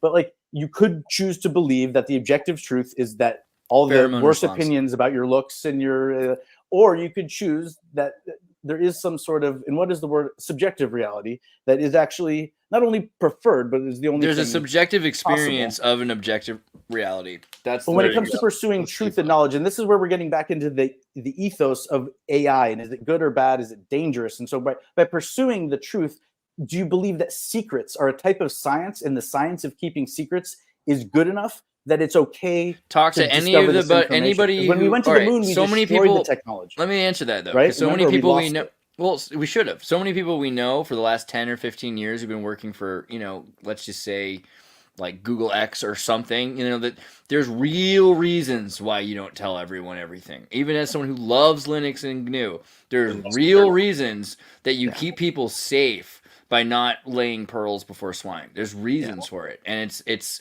something that I think I've made, I just want to say, in my life, mistakes that I learned from. And I think there's reasons why people are careful about information. Information can be dangerous, but mainly because I mean, it people is with inherently little needed. bits of information don't have all of the wisdom. And so if you just give someone like a quick tip on how to do something and Even they in don't know farming, you why. double a Saw farmer's that with yield, Hyundai. they have more And the children. USB trick, and people were stealing Oh Hyundais. And God. the reason, I know yeah, people getting flippers all over town. Yeah. Sorry, you were to say yoga. Poser. Well, again, it's all a matter of perspective. The story about the farmer who has a son, and the son goes off and the bad news is that he lost a horse, and then he comes back with 2 Right. horses, and then 5 horses, then breaks a leg. And His then son breaks a leg. We shall see. Yeah. It's a time will tell, as Bob Marley immortalized in one of his amazing songs. But so as far as the ethos of developing technology, and is it safe, and how are we going to use it? So like the bathroom time analogy, if there's an algorithm that pings you as a potential in danger individual, the medical system is going, do we need to prepare? Is something, if it's for something that the person knows about, like pregnancy, now you're telling them there's an app on their phone that's going to help them remember to take, or when they need their appointments, that's one thing. But like also some people, whether they're trafficking certain things or in certain sexual situations, got something stuck up inside them. You have a lot of really specific scenarios. No, the reason I bring up this, though, listen. The whole point I'm getting is it's coming from a place of how do we make sure that if someone's in danger, that they can get help, even if it's not through the traditional means. So the AI is a way that we're trying to put a blanket over everything and hope that there is a good enough solution to implement, regardless of whether privacy exists or not or is possible. But so in my community, there's old school versions, and this is just one example. So there's a local chiropractor, and he has an X-ray machine, and I wasn't expecting to get my belly X-rayed when I went there, because he did a chest X-ray, because he said, look, your spine is a little twisted, and if you come back over time, we'll be able to tell whether it's getting better or worse. And no problem. I'm not pregnant. And I actually had a friend whose mother found out they were pregnant, and the chiropractor said, I just gave you an X-ray. You should probably go get an abortion. And she said no, and so I have my friend around. But the idea, so he saw some bubbles in my stomach, and I always have indigestion. And so he might, if someone doesn't know how to ask for help because they feel like someone's got then they need someone to take a chest X-ray to see how many packages are stuck where inside of them. Okay. And so, because he looked at me and he pointed to the X-ray in his visage changed, and he said, those are just air bubbles. And I went, huh? And then he kind of was like, yeah, those are, what you're seeing there, those are little voids in your upper digestive tract because you have some gas right now. I was like, oh yeah, you're right. And then like after he gave me adjustment, I burped. But if something else had shown up there, he might be tapped into a type of emergency response network that's local, where he can get access to a doctor and now he already has an X-ray, and it's not an unknown. You're not showing up with a human who's already potentially being trafficked. This is why effective old school mechanisms to kind of detect when are people in danger, and how can AI enhance the system? Well, like Winslow brought up, that it's already picking up on cancer years before a doctor could pick it up on. And so this is why I think effective accelerationism is so important right now, because there are people that do know about 20 years ahead of what normal people are dealing with in terms of their daily use of technology, or even just ambiently in their civilization. And so we can make choices right now. Certain people who know about these things can make choices to input to create these systems that people will find themselves in. And this is going to govern a lot of the choices people are able to make, right? If you have an iPod that you cannot copy files back and forth, that affected a generation of kids' music, right? So if we have more freedom in effective accelerationism, then it will bake seeds, and it will keep seeds from sprouting and growing weeds. There are certain things we can do right now with technology. I feel like this is a metaphor for the 3D scanners at airports detecting women that are pregnant and traveling to get abortions, and do you have an obligation to tell their husband who might kill That would them? be the same pitch. You're right. Guilty. Admit. But I mean, that wasn't the metaphor you were going for? No, I mean, like we need effective accelerationists to actually try to build the future now, and we're going to start seeing things breaking around us all the time, and it cannot just be for money. Like the most important thing you can do is input disruptive technologies right now that are going to destroy businesses for a lot of businesses, but it will also create new opportunities, like the internet did, right? Like as you create a new thing, it's inconceivable what can happen. We need more of that, not less of that, I think.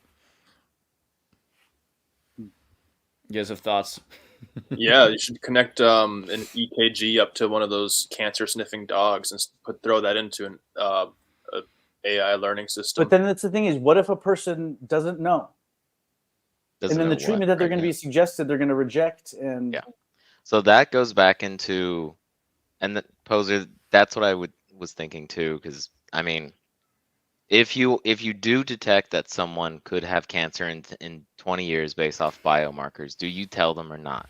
Do you tell them knowing that they may risk, I don't know, undergoing chemo way earlier, or get an organ removed that can lead to other things that can cause other issues? That, I mean, it's censorship, but is it necessary or not? I So see what you're it's if a saying. woman's sometimes you pregnant, need to hide some things from users. but that's the thing ahead. is with the idea of no passwords and no.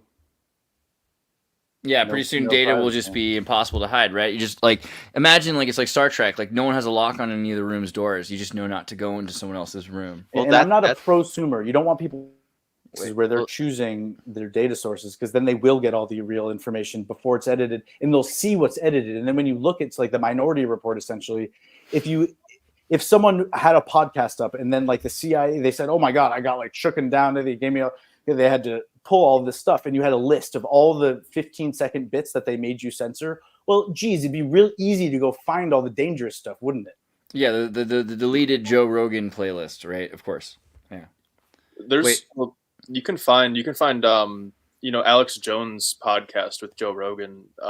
There was a segment in Alex was talking about San Francisco and the UFO base, and there was this lady who had a paper, and I watched this live. I don't watch much Joe Rogan, but for some reason I watched this one live, and Same. he said the name of the lady and the paper, and I kept rewinding it, and then like you couldn't hear it because like the voice was jumbled. And then like a couple of weeks or months down the line, I went back to the same video to find it, and the whole entire part was just gone, missing. Right. Yeah. I mean, well, when we had him at Tim's and we did the first live episode, which they pulled, there was a lot of glitches while it was happening when he started talking about the edifice, the edifice before the eighth edifice. I don't know what else you want me to say, but you're not allowed to say that. Again, like I said, that's the feeling where someone's hugging you from behind, and you're not scared for some Thank you, reason. Brittany. You turn 5 around, memberships. Get them while you and can. again, people. that's signal core, and they're called information hazards. And I don't know how things are censored and why it is that when, again, as a non-prosumer, if I were going into Twitter more or other, I just use YouTube because I'm a kind of a dumb consumer of the content, and then I want it to be able to specialize, give it, but it's in control, and I never see dead bodies. I never see violence. It's more likely to suggest a cat video than, whereas when I'm scrolling through other platforms, other than YouTube in particular, again, the way that certain journalists Have you ever looked for standards have been violent dropped, cat but- videos? Don't do it. Sorry. Go ahead. You want an interesting comment about YouTube? The YouTube headquarters building is on some interesting land, historical land. It's on some military land, I believe, on like this like bedrock, so it's safe in the peninsula area from earthquakes. But it's literally right next door to the National Archives. YouTube. Yeah. Pretty interesting. Yeah, and they're also right next to the Computer History Museum, so they have like anything they could ever need if they ever need to like use any media. The other thing is Google and Facebook were competing to purchase all of these offline detective and private investigator companies so they could scrape all the data. So they have all the data, like all of your Blockbuster video records. Like, so if I remember my dad's like, I don't want to have a Facebook account. And I'm like, you've got an amazing outline then, because they know everything you've ever done ever. Except that they also know you don't have a Facebook account, but they know every video you've ever rented. They know every bus and every time you ever bought flight insurance in 1986 so you could fly to Connecticut and back.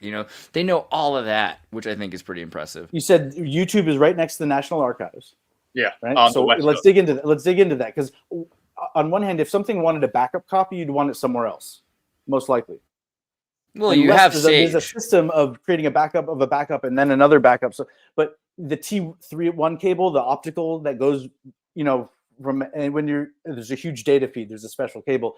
If you don't have to have a repeater, then there's a security point that doesn't have to be there, because anytime you're running that type of massive amount of data over long distance, you're sending it through things that are decoding and resending the signal, and trying to detect for corruption and stuff like that. And so with by having them right next to each other, it's almost implying that there is an unfettered secret ability to store secrets. If you trust the Library of or the National Archives to be able to hold on to things with the idea that in the future disclosure, again, the concept. Well, I think we've all had okay. Then yeah, YouTube maybe. You've all had friends. I've had friends who've worked or YouTube for as YouTube censors, right? Have you all to replace them? Have you all known like somebody who worked for as a YouTube censor before?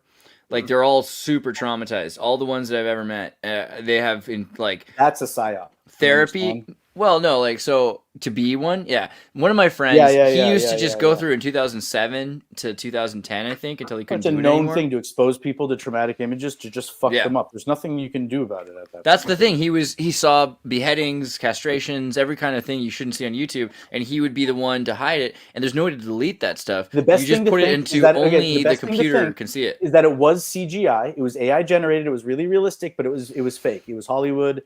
And that's how maybe you can process the information after years and years. Maybe. I think the thing is that you got a lot of these people that or you get this hero's journey of catching someone like Catch a Predator style, and then like that makes it worth staring at that shit. And meanwhile, time your sex life and all your nightmares, anytime you close your eyes, those images are in your mind, aren't they? Yeah.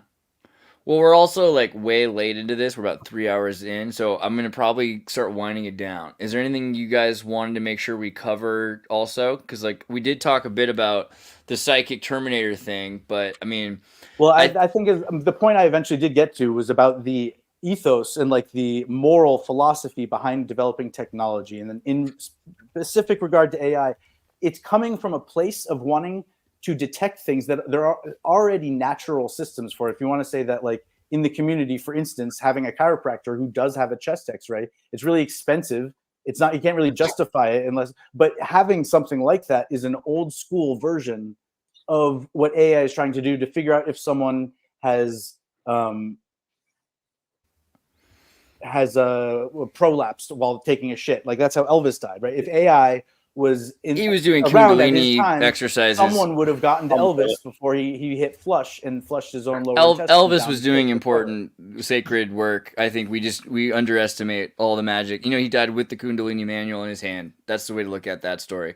But the conspiracy theory that he didn't die, he just faked his death so he can keep living.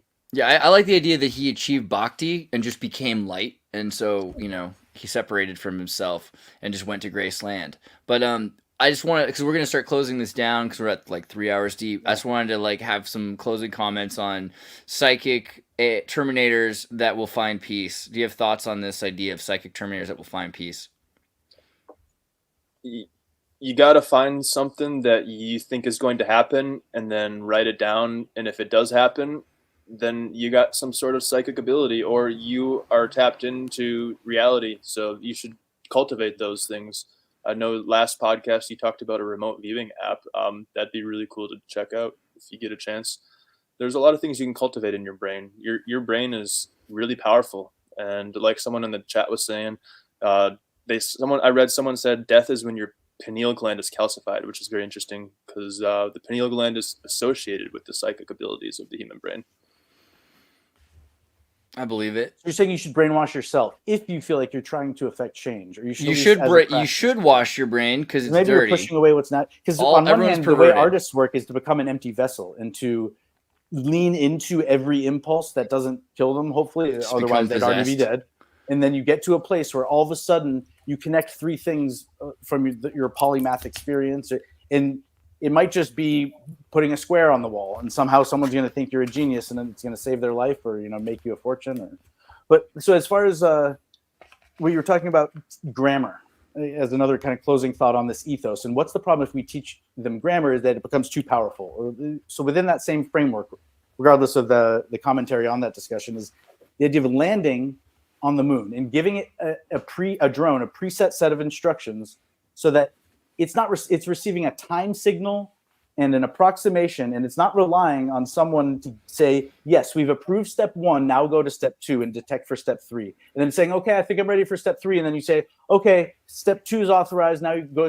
And instead, it's got to have a series of maneuvers that lands it on Mars when there's an 18-minute delay or a 50-minute. Okay, so, but by giving AI the opportunity, because we have to be kind of the mechanism that builds the actual test rigs, the prototype planes, where if it figures out a jet copter, really, maybe what it's really trying to do is land on the moon, for instance. And now that it has that, I don't know. Yeah, I like Again, the if AI idea of wanted like to an kill AI us, system that we what set would up. do about it We anyway? we have it all programmed. We give it AI, and it's supposed to go to like the moon or Mars or whatever. And then like it just decides like, no, I'm gonna go where I want to go, and just goes to Florida or wherever it feels like going. I think that's like the Willy Wonka AI of things.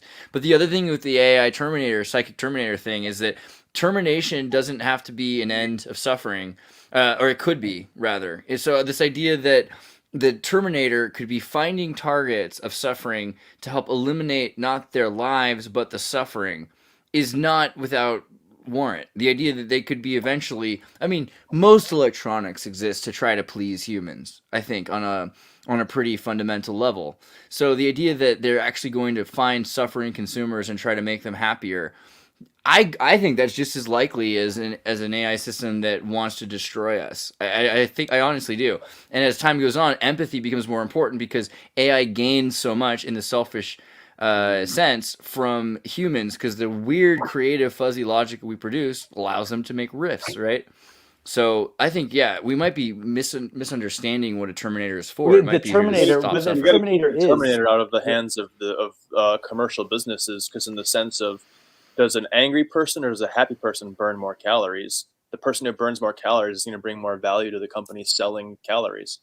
So there's a couple different perspectives you could take, just like what Winslow was saying with what are they going to do with this data with AI running this through, and you were saying they know how long you're looking at ads and all this stuff, but yes, it will eliminate jobs as AI gets better and terminate jobs if you look at it that way, but a nice way to look at it, and this isn't just nice, it's realistic, is it can enable, obviously not going to be all of us, but a lot of us to be more creative in different outlets of our life or how we interact with the AI system. It can enable us. I use it like for programming, and I don't have to do some of the tedious things like write regex expressions. I can do it in plain English and it'll give me the answer. So it enables me to be a more creative instead of analytical, also analytical too, but person, and it provides an outlet. So I think that's a good way to look at it. Yes, this is the UBI argument, but it will enable us, I think, to UBI standing for what? If I'm slow on the universal jargon. basic income.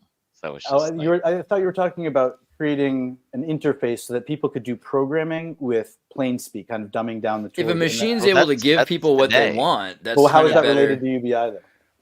So what I'm saying is, yes, AI will and definitely has taken away jobs, but it can enable people to be more creative in either other outlets of their life or their current job. Yeah, So, AI could make more money off of work Yeah. than humans can, and then provide humans with the supplement if necessary to keep like the world running. Yeah, to so tie the it back- UBI argument, real quick, the UBI argument, which I'm honestly I'm not for, but just full disclosure, UBI argument is if we give these people money no matter what, so they don't have to get a job, they can go be artists, they can go be creative. I'm not really for that, but what I'm saying is AI as a tool, it's not money. Go be You can consumer. utilize to go do your own thing. So you're mentioning writing code. You can go on ChatGPT and right now and ask it to write little Python utilities that you can use right now on Windows, Linux, Mac, whatever you use. So it can enable you to either do your job or your hobby more efficiently. And it can open you up to more And you're saying the beginner hobbyists, the way that you're creating and tools so that your advanced. workflow is more efficient, and You you're gotta not be doing the careful same thing with over it. That's nice. That's good. It's like school where you can sign up to go to a technical academy to learn about coding from the ground up, and you're given these textbooks. But if you just want to start monkeying with it, you're saying, because by asking it to create these Python scripts, you might not even really know what you're saying, and then you're looking at what it gives you, and then understanding that, and then going to a chat room and asking someone a question and getting a response within a week. And okay, that's cool. Yeah, exactly. So if you don't know what regex is, regular expressions, it's a pattern of matching on certain strings, whatever, and it is a ridiculous syntax if you ask me. But if you have one that maybe you wrote 2 years ago, or you have an old code base, you can give it to ChatGPT and say, what was I thinking here? I was on a binge or whatever. I don't really remember how I wrote this. Can you break it down for me? So it's your code or someone else's code. I've had it audit some of my old code, and I think that was very powerful. this is just a me thing. But if you're doing something like, help me start my book, you don't want it to write your entire book because AI isn't really creative. You can And that review you it can and find the tell me more. corruption, because if you went to a chat room at an earlier phase in your education or development and someone said, oh, this is how you solve this problem, and you went and grabbed this matrix of things and you dumped it into there and it worked, and then why did it go back? It might be one of the system update here, there, or the other, a change in the internal node. Yeah. And so then you're able to zero in and narrow down the variables one at a time to figure out. And you're not trying to blame someone for giving you data that became There's also a corrupted or million something that you ways were something using can as that work. patch, but- So like you can think about movies, like you might start out with an original idea and then imagine if that movie was made by one production company versus another production company. So the fact that you can kind of make a movie from 100 different production companies' perspectives and then pick which one you want, or make a program in a different language, or from the like for different tools, or in consideration of different applications. This is why it becomes really interesting, because you can say, yeah, actually, in this practice, which I didn't even anticipate, it's very useful here, but I wasn't even going to do all the work to find that out. Now that I found that out, I'm going to do a lot more work focusing on that idea. So I do think people forget that it's replacing jobs like carrying salt bags. It's not replacing jobs like being imaginative yet. And I don't know if it ever really can replace that. It might be able to be very useful in creating ideas or helping us prove. I think the biggest answer is going to be improving the consequences of what happens. That's all. Well, I've been working on the railroad. I want to make all a the comment on live. what the chat's talking about. It's chat talking Can I about. comment about what the chat's talking about? They're talking about water. I'm a little bit of a water. Humans built it by hand, or we built. Yeah, water. I like water memory. Keep going. So someone in the chat's talking about distilled water, and I just want to tap in and say I don't think distilled water is the best for overall health. If you want overall health, you want to drink mineral water. And the argument goes is, if you filter water, you're filtering out all of the minerals out of it. And if you have no minerals in your water, when you drink the water, it's going to pull the minerals from your teeth. And then you die younger, but dying creates jobs, and we want jobs for humans. And so we don't want to have machines or computers or AI, because they definitely steal jobs, just like immigrants steal jobs, just like slaves stole jobs. I don't know. So the AI, again, we found a target and a scapegoat, and it's not human. So it doesn't feel that bad to blame it for everything. But like in reality, in humans' attempt to remove evil from things. So again, it would have been better to enslave people essentially through wage slavery, to build railroads in conditions where they die all the time. It's like dig tunnels by hand with an axe, even though there's caves. Or we have these big machines that are kind of these automatic, intelligent things that do the work for us. And again, I'm not saying there's necessarily a right answer. We built the Hoover Dam kind of as like a jobs project, and I think we built the Hoover Dam to destroy a lot of archaeological evidence of pyramids and lost civilization. Colorado River. We built the Hoover Dam to change the tilt of the Earth. We got to get the Earth to tilt to 33 degrees, not 28. The AI is lowering the suffering involved with doing the repetitive labor, because humans aren't great long term at dealing psychologically with it. We can deal with it short term, and we continue to deal with it short term, but long term it has a bad effect. And so oftentimes what technology does is and again, it can eliminate jobs in that sense. But, it's like when we tried to eliminate the suffering of horses because people were riding them everywhere. Now there's just not a lot of horses anymore. And with cork trees, like we tried to ban certain, you have to use synthetic cork. But what that meant was that millions of acres of cork farms went bankrupt and turned into pine forest. And so we actually wanted to preserve the cork trees, but what ended up happening was that we ended up killing a whole bunch of cork trees. So this is like introducing rabbits and cats into.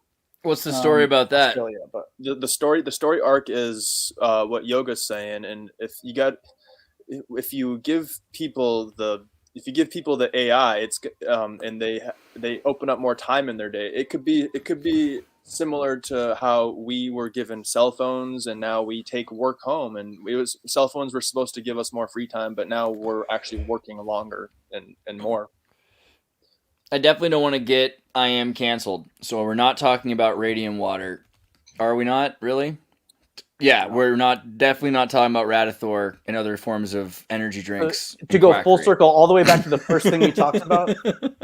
The first thing we talked about was the CED, right? And you pulled that up, and we got into the light spectrum because we got to the rainbow graphs in the middle. Yeah. And the CED has this really cool surface to it. It's like almost holographic. And so another piece of technology, sister to that I didn't know existed, was that you could have a regular phonograph.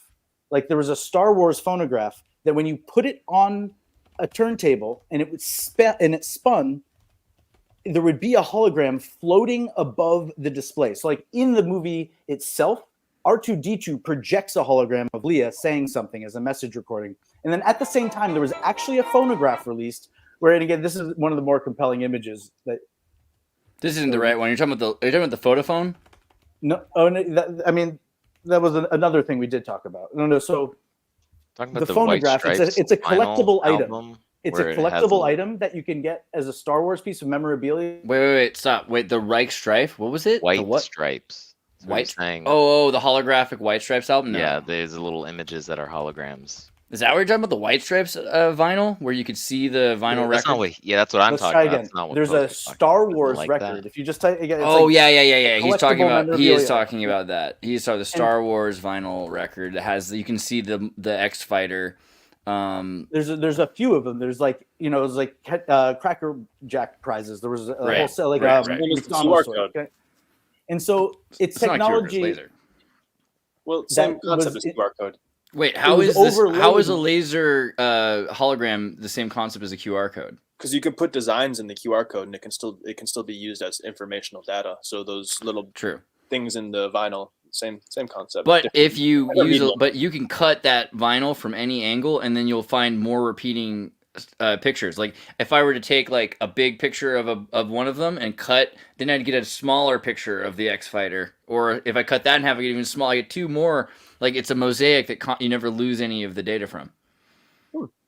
It's It sounded like a myth. There are myths like that where you cut something in half and then the whole is present in both. And whether or not they had holograms, that principle, it's pretty amazing that it does exist. And trying to understand, as far as inspiring the people at home to go do a deep dive and spend 4 hours trying to really understand how you expose the negative of a hologram such that when you cut it, it's one thing to understand how the hologram works in the frickin' first place, that you move and that you're able to, on there. but then when you cut it in half, man, somehow it divides into two of the same hologram. What? And it's despite how much and how fancy we get, even though we can make it, you have to kind of just accept that it works at a certain point because marveling at science, and then thinking about when we say they had technology in the past, we think about large scale, this, that, or the other. And as far as disclosure goes, what would be evidence? What would you accept as evidence of old technology? So this idea of having a phonograph record that has a hologram on it just latently because it has lines etched into it that aren't even the grooves. They overlay with the grooves of the soundtrack. I saw a YouTuber who went on and he just took a piece of vinyl, 50 cents at Home Depot, took a compass and was able to draw a design and then use a metric with the compass and then literally just scratch the surface of the vinyl. Okay, it only took him maybe a couple hours to make his first few attempts at this, and he got better at it. And then there you are. If you catch it in the light at a certain place, it all of a sudden Handmade looks like holograms. there's. And the idea that someone didn't figure that out in the past. Oh, they either by totally accident did, and that's or- why scrying mirrors and everything else. But laser is interesting because you can use different angles, so you can have multiple images on top. It's a brilliant because you get And the different reason people don't believe in magic, and we when you're tell up. kids that it's bullshit still, just like even when Houdini was around, oh yeah, you've got a little box, and when you open it, a voice comes out because there's a spirit talking in the air, and it's like, spirits can't send voices through the ear, but so See, for crypto- 250 years they maintained that. Crypto, we're gonna do a thing on the Keeley motor. Let's set up a real science on the Keeley motor, and we'll. It's for the kids, man. We got to put Did I these am and was actual loud. technology I got a that big already go with that. exists. It's cheap, it's available, and it is already almost more magical at this point than the laptops. I think at our age, if we're all above 25, it gets cooler and cooler because the technology gets faster and sleeker and What's thinner your Yggdrasil about right there? Your universal one. and more durable. You can splash water on it now, but in reality, What is that? It's a book that what's his name? Walter Russell wrote. Walter Russell was the guy who was alive during Nikola Tesla's time, and had correspondence with Nikola Tesla, and they're both inventors in this time period where science was just making leaps and bounds, and the whole science community could talk to each other. Like there's pictures of all of the Nobel Prize winners, Einstein. There's a really famous picture of all of these people together, and it's just like crazy that all these like pillars of science, like Einstein, who were the other people that were alive during this time? You know, I'm drawing a blank off the top of my head, but Niels Bohr. Yeah, there's a famous picture of like probably 20 of the world's greatest scientists, and they're all in a room together. The guy that The Beautiful Mind was about. Yep. John. Yeah, Nash. I can't remember which. Oh, there he is. There it is. There it is. Boom. That's one of them. There was Back then, the thinkers and the titans of industry were separated. So, right, you have a picture of 20 intellectuals, and none of them are known for being a this or that magnate. Whereas now, in order for someone to be celebrated in our society in an organized way where they actually get some of the mainstream press, you know, we know about Elon because of his financial success, potentially. And then we assume he's intelligent and we want to hear what he has to say. Whereas before, someone didn't have to be rich to be smart. You know? Type in most famous scientists photo. You'll get the picture I'm talking about. Most famous scientists. Yeah, there it is. That's it. Nice. You got Alan Turing in there. You got Einstein. You got, man, there's too many greats in there to know. I wonder what they ate. You think it was like club sandwiches, like 3 pieces of bread with like a toothpick in each sandwich? Did they have toilets yet? Because again, it was the big hole in all the history. Oh, did they have like a dude, a chamber potsman who had to like come? Probably not. They were so smart, but we didn't have wheels on our luggage until 1970. God. All right. Well, I'm getting tired. I think I'm gonna have to start winding it down. Can I share either a link to something from you guys or something you want shared? Like maybe like, you know, like celebrities will play Who Wants to Be a Millionaire for a charity. Like you might be like, here's a link I want you guys to see. That's also fine. Mm-hmm. For charity. I did say that the next time I came on, I'd have something to plug, so to speak, myself. But I'll go ahead and say that I'm gonna take 15 seconds to talk about Terminator as my closing thought, because I'm going to promote what it is you put straight and forward at the front of the is the title. And sometimes the joke is you don't even address it to the end, but I'm going to put. He's going to like meta the joke. Stefan is every episode is Stefan's first time, so this is also Stefan's first episode. And it is next first with these two lovely gentlemen. But what I'm really looking forward to is next time is going to be Stefan's first episode. So we can't wait for that. That's and when I act like this, think about how patient and tolerant everyone seems because you guys never were mean to me or told me to shut up. Or these guys had to stand. Have you seen Ace Ventura: When Nature Calls? Awkward. It was they great. stood on a totem pole for 3 days while someone shot spitwads at them, which is why they're able to hold it together so well. Are you guys looking for links? Is that what's going on? Yeah. Yeah, okay. I think the first part of being a parent is your kid comes at you with this type of energy and he goes, why? And it's like, it's literally a phase that every I child never goes had through. that problem because as soon as I said why, my parents just said, exactly. And now you need to study the x-axis. And now we're going to talk about z. And so it was all about variables. So y was fine as a variable. Go to tartarynova.com. Go to tartarynova.com. I'm just going to send my link up and make sure you guys join the Discord. TextBread's been wildly making the Discord better and better. Ooh, look at this. It's even newer than before. It's growing super fast. And the cool thing about the Discord is it has links to all of the people who talk. We usually get their Twitters or something like that. And so you can follow them like forever. Like you can... It's a collection of all the most interesting people in the world, as far as I'm concerned. To me, that's like Xirtus casually. That could be like a picture of him in like the Dalai Lama. So that's one of your more recent images, or I haven't seen that one before. Yeah. This is sort of a I kind of a Scientology. Oops, it happened to be in the background. Oh no, you've got it pulled up. It wasn't. I didn't even do that. I mean, I made the picture, but I didn't set that up. I think TechSpread's been doing the work. So yeah, you guys are gonna want to join tartarynova.com. Go to the TechSpread run Discord and. Get this radio chat. It's pretty sweet. We're gonna be doing a radio chat call, hopefully, again, very soon. So can I terminate with my little spiel on termination and Terminators? Yeah. Well, these guys are getting their links together. That seems like a pretty you were trying to look for an alternate meaning to your statement about Terminator. So the Terminator is the line between light and dark on Earth. And obviously, the more you zoom in on it, there's a gray area. But we call it a Terminator as though it is a definite thing, and it's part of this paradigm that can be built up in our language and how we perceive things. Now, there are satellites and balloons that want to stay. Like if you were raised on a balloon that was, or on a platform, so to speak, that was in the right kind of orbit, it would be perpetual daylight. You would be from the people who didn't know what darkness was. And then there are the satellites that exist in the darkness because they're not meant to be heat resistant. And as soon as you're in and crossed over the Terminator into the light, you are now absorbing heat radiation that you can't let go of. And so what it also looks like, the Straits of Gibraltar, the idea of there being the Towers of Hercules, originally was described as a series of massive copper and stone pillars that was literally a dam at that area, which is now like 1 kilometer wide, which is, again, not totally improbable that we could have mined that much copper, because that's what's basically the ocean. Oh, a Terminator is a Twilight Zone. Different color oceans between. We were talking about the colors of the ocean. So Yeah. and now that dividing line is still kind of there without the dam, and it was electrolytic. So it almost looks like there's a whole bunch of satellites existing right before, on, and after the Terminator. And are they the thing that is causing the thing to switch from light to dark, so to Dude, speak? Terminators. And Yeah. now, is life imitating art? And You're now entering the Twilight Zone. Yeah, no, that's a great point, actually. so I there. like that. Pretty based. You guys have Twinkle, little star. you guys have any thoughts on that idea, the solar Terminator? Like in that connection, like the day and the night, Shiva, Odin. You said the word based right as I was typing it into my chat. I'm trying to find a keyword. I could literally, I was not. Yeah. typing the word based, and you said it.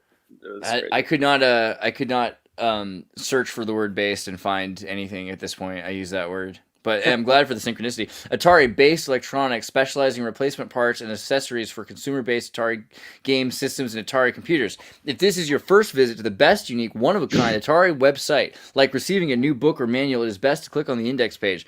Sites listings links below. It is an easy way to search the hundreds of pages of different Atari information on the site and find what you were looking for.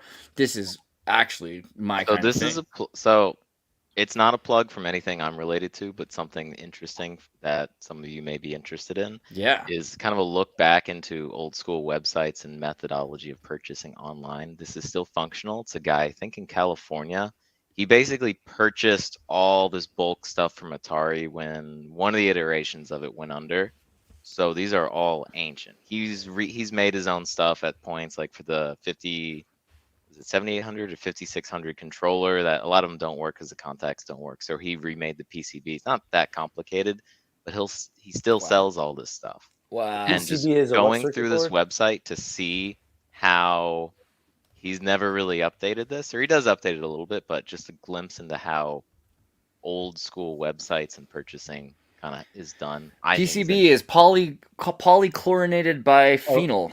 It's a printed circuit board. That's what he was talking about. But yeah, it's a kind of material also that they use to make sure the circuit board is strong for an SoC. And coated in oxides. What's SoC? System on a chip.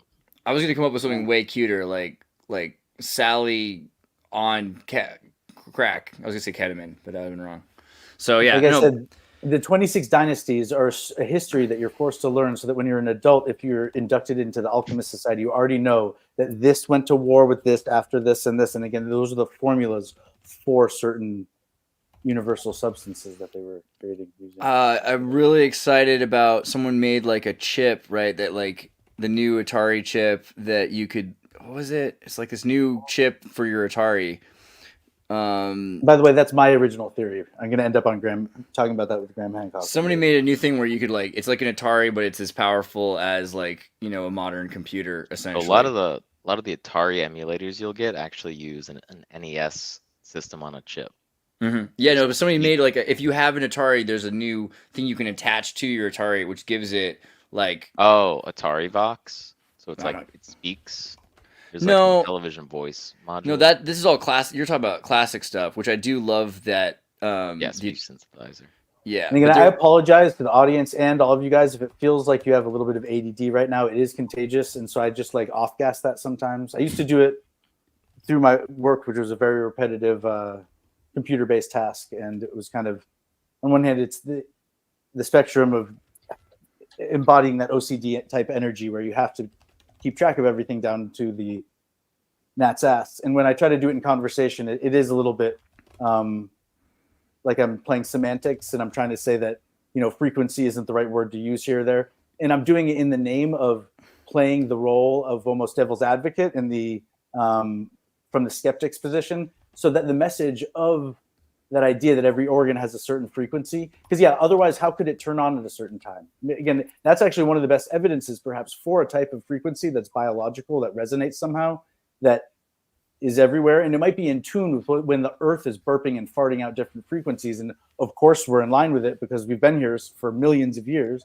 as an individual species, let alone as animal kind. So I couldn't find the Atari thing I'm talking about. I'm annoyed.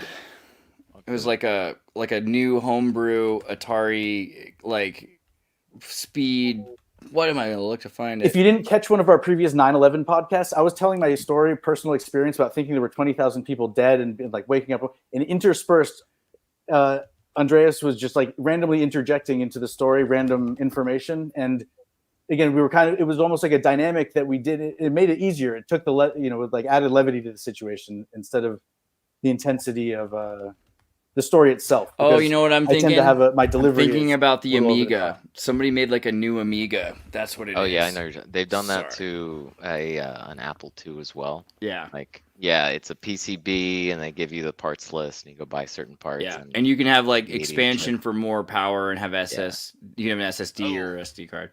All right. Well, Winslow, did you find your link or no? I'm trying to find a little AI video.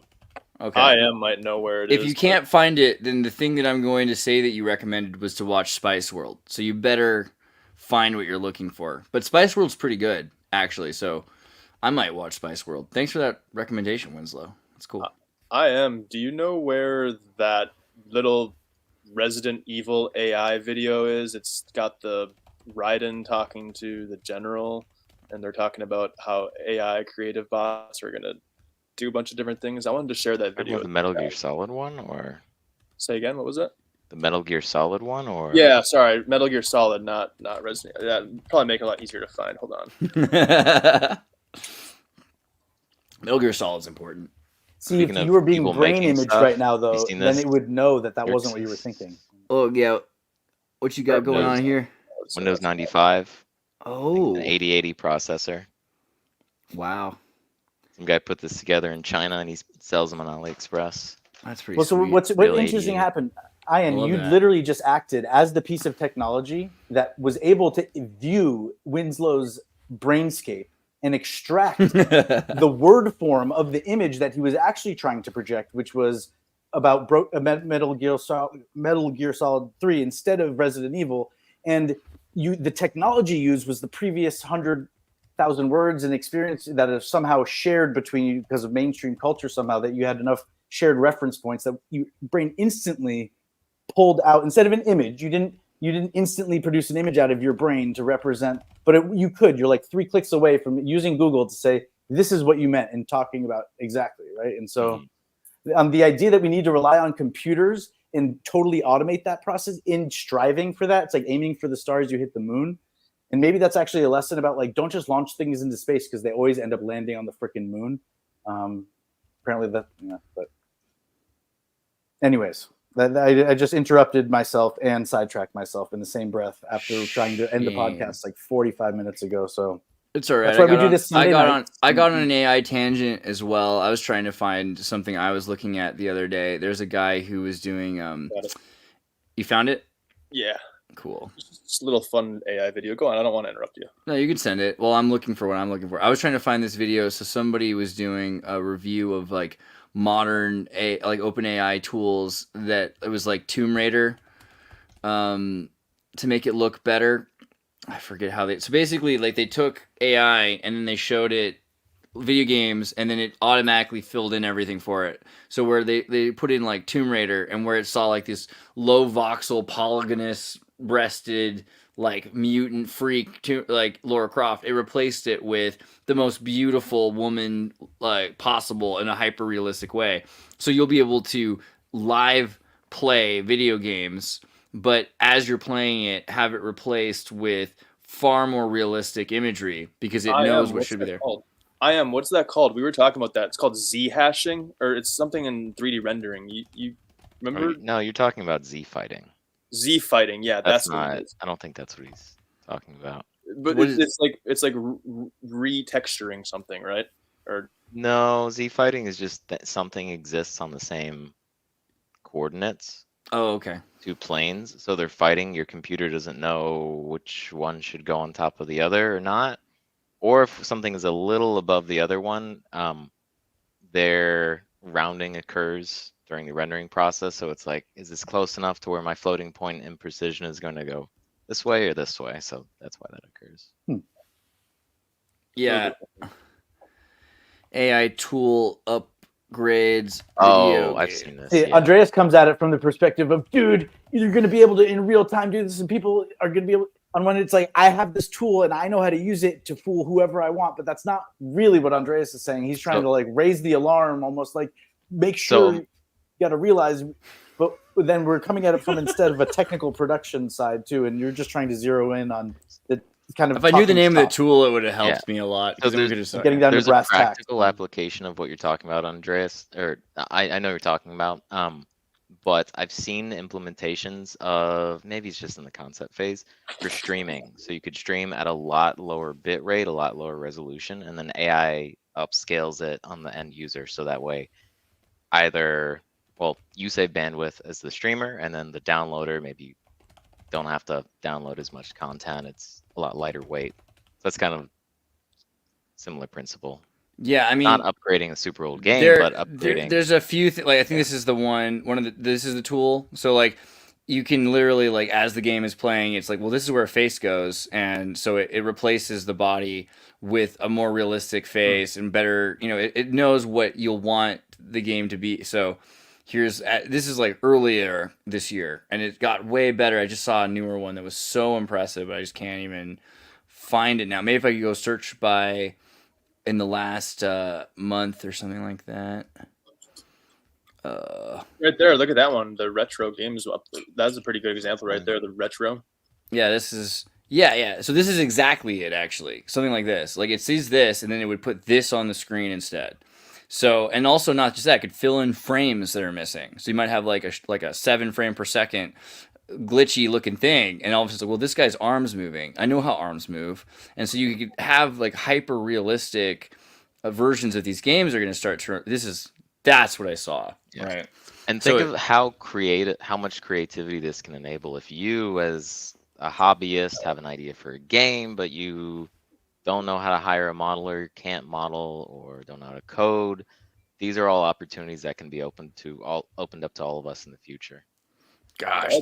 Now would be a good time to play that video I just sent you, a little snippet of it. All right, I'm about to. I just got to look at this guy real quick because this is just, look at how much it created. It's like, well, there's a face, there's a mustache. This is how far we can go with this. I mean, yeah, that's crazy. It freaking marvelous. Yeah, all right. Let me find it. I just opened that video you sent. Where did it go? Being hyper realistic, it's like almost with Renaissance painting.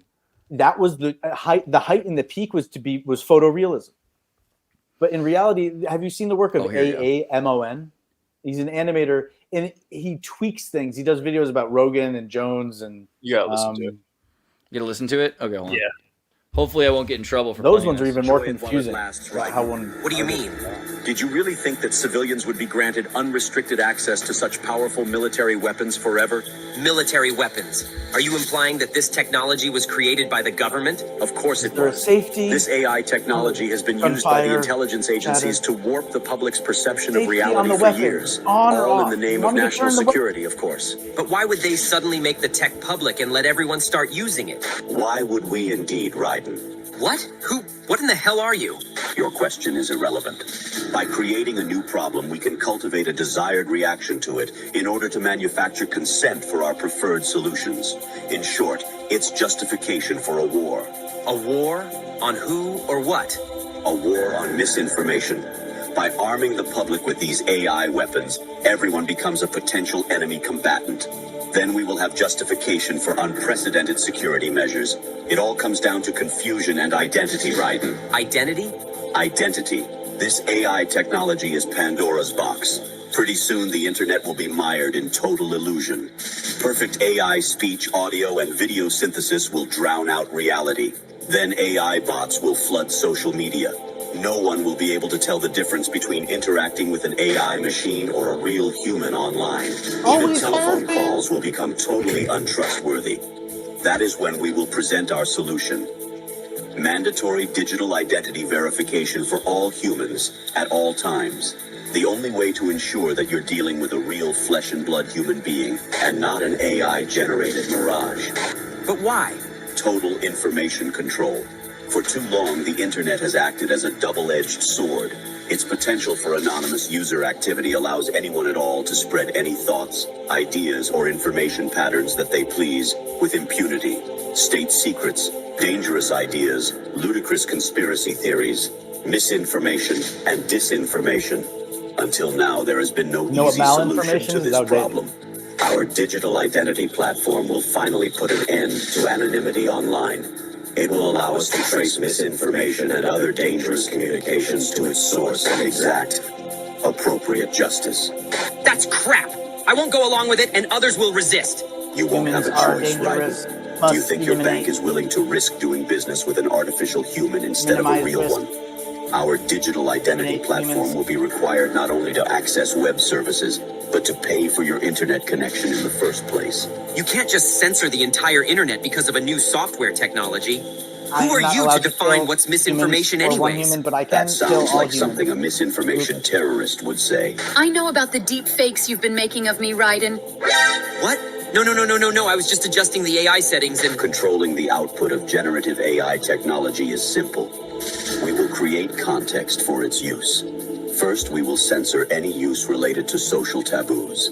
Then we will censor anything else that we desire. If anyone complains, we will accuse them of wanting to engage in or promote social taboos. That's what it means to create context. We will corral the use of AI by making appeals to bias, ethics, and copyright laws. You will still have access to generative AI in some form, but it will be crippled, limited, controlled, and it will be monitored. Anything that you generate will be cryptographically signed with your digital ID, so that its provenance can be ascertained if it's later deemed to be problematic.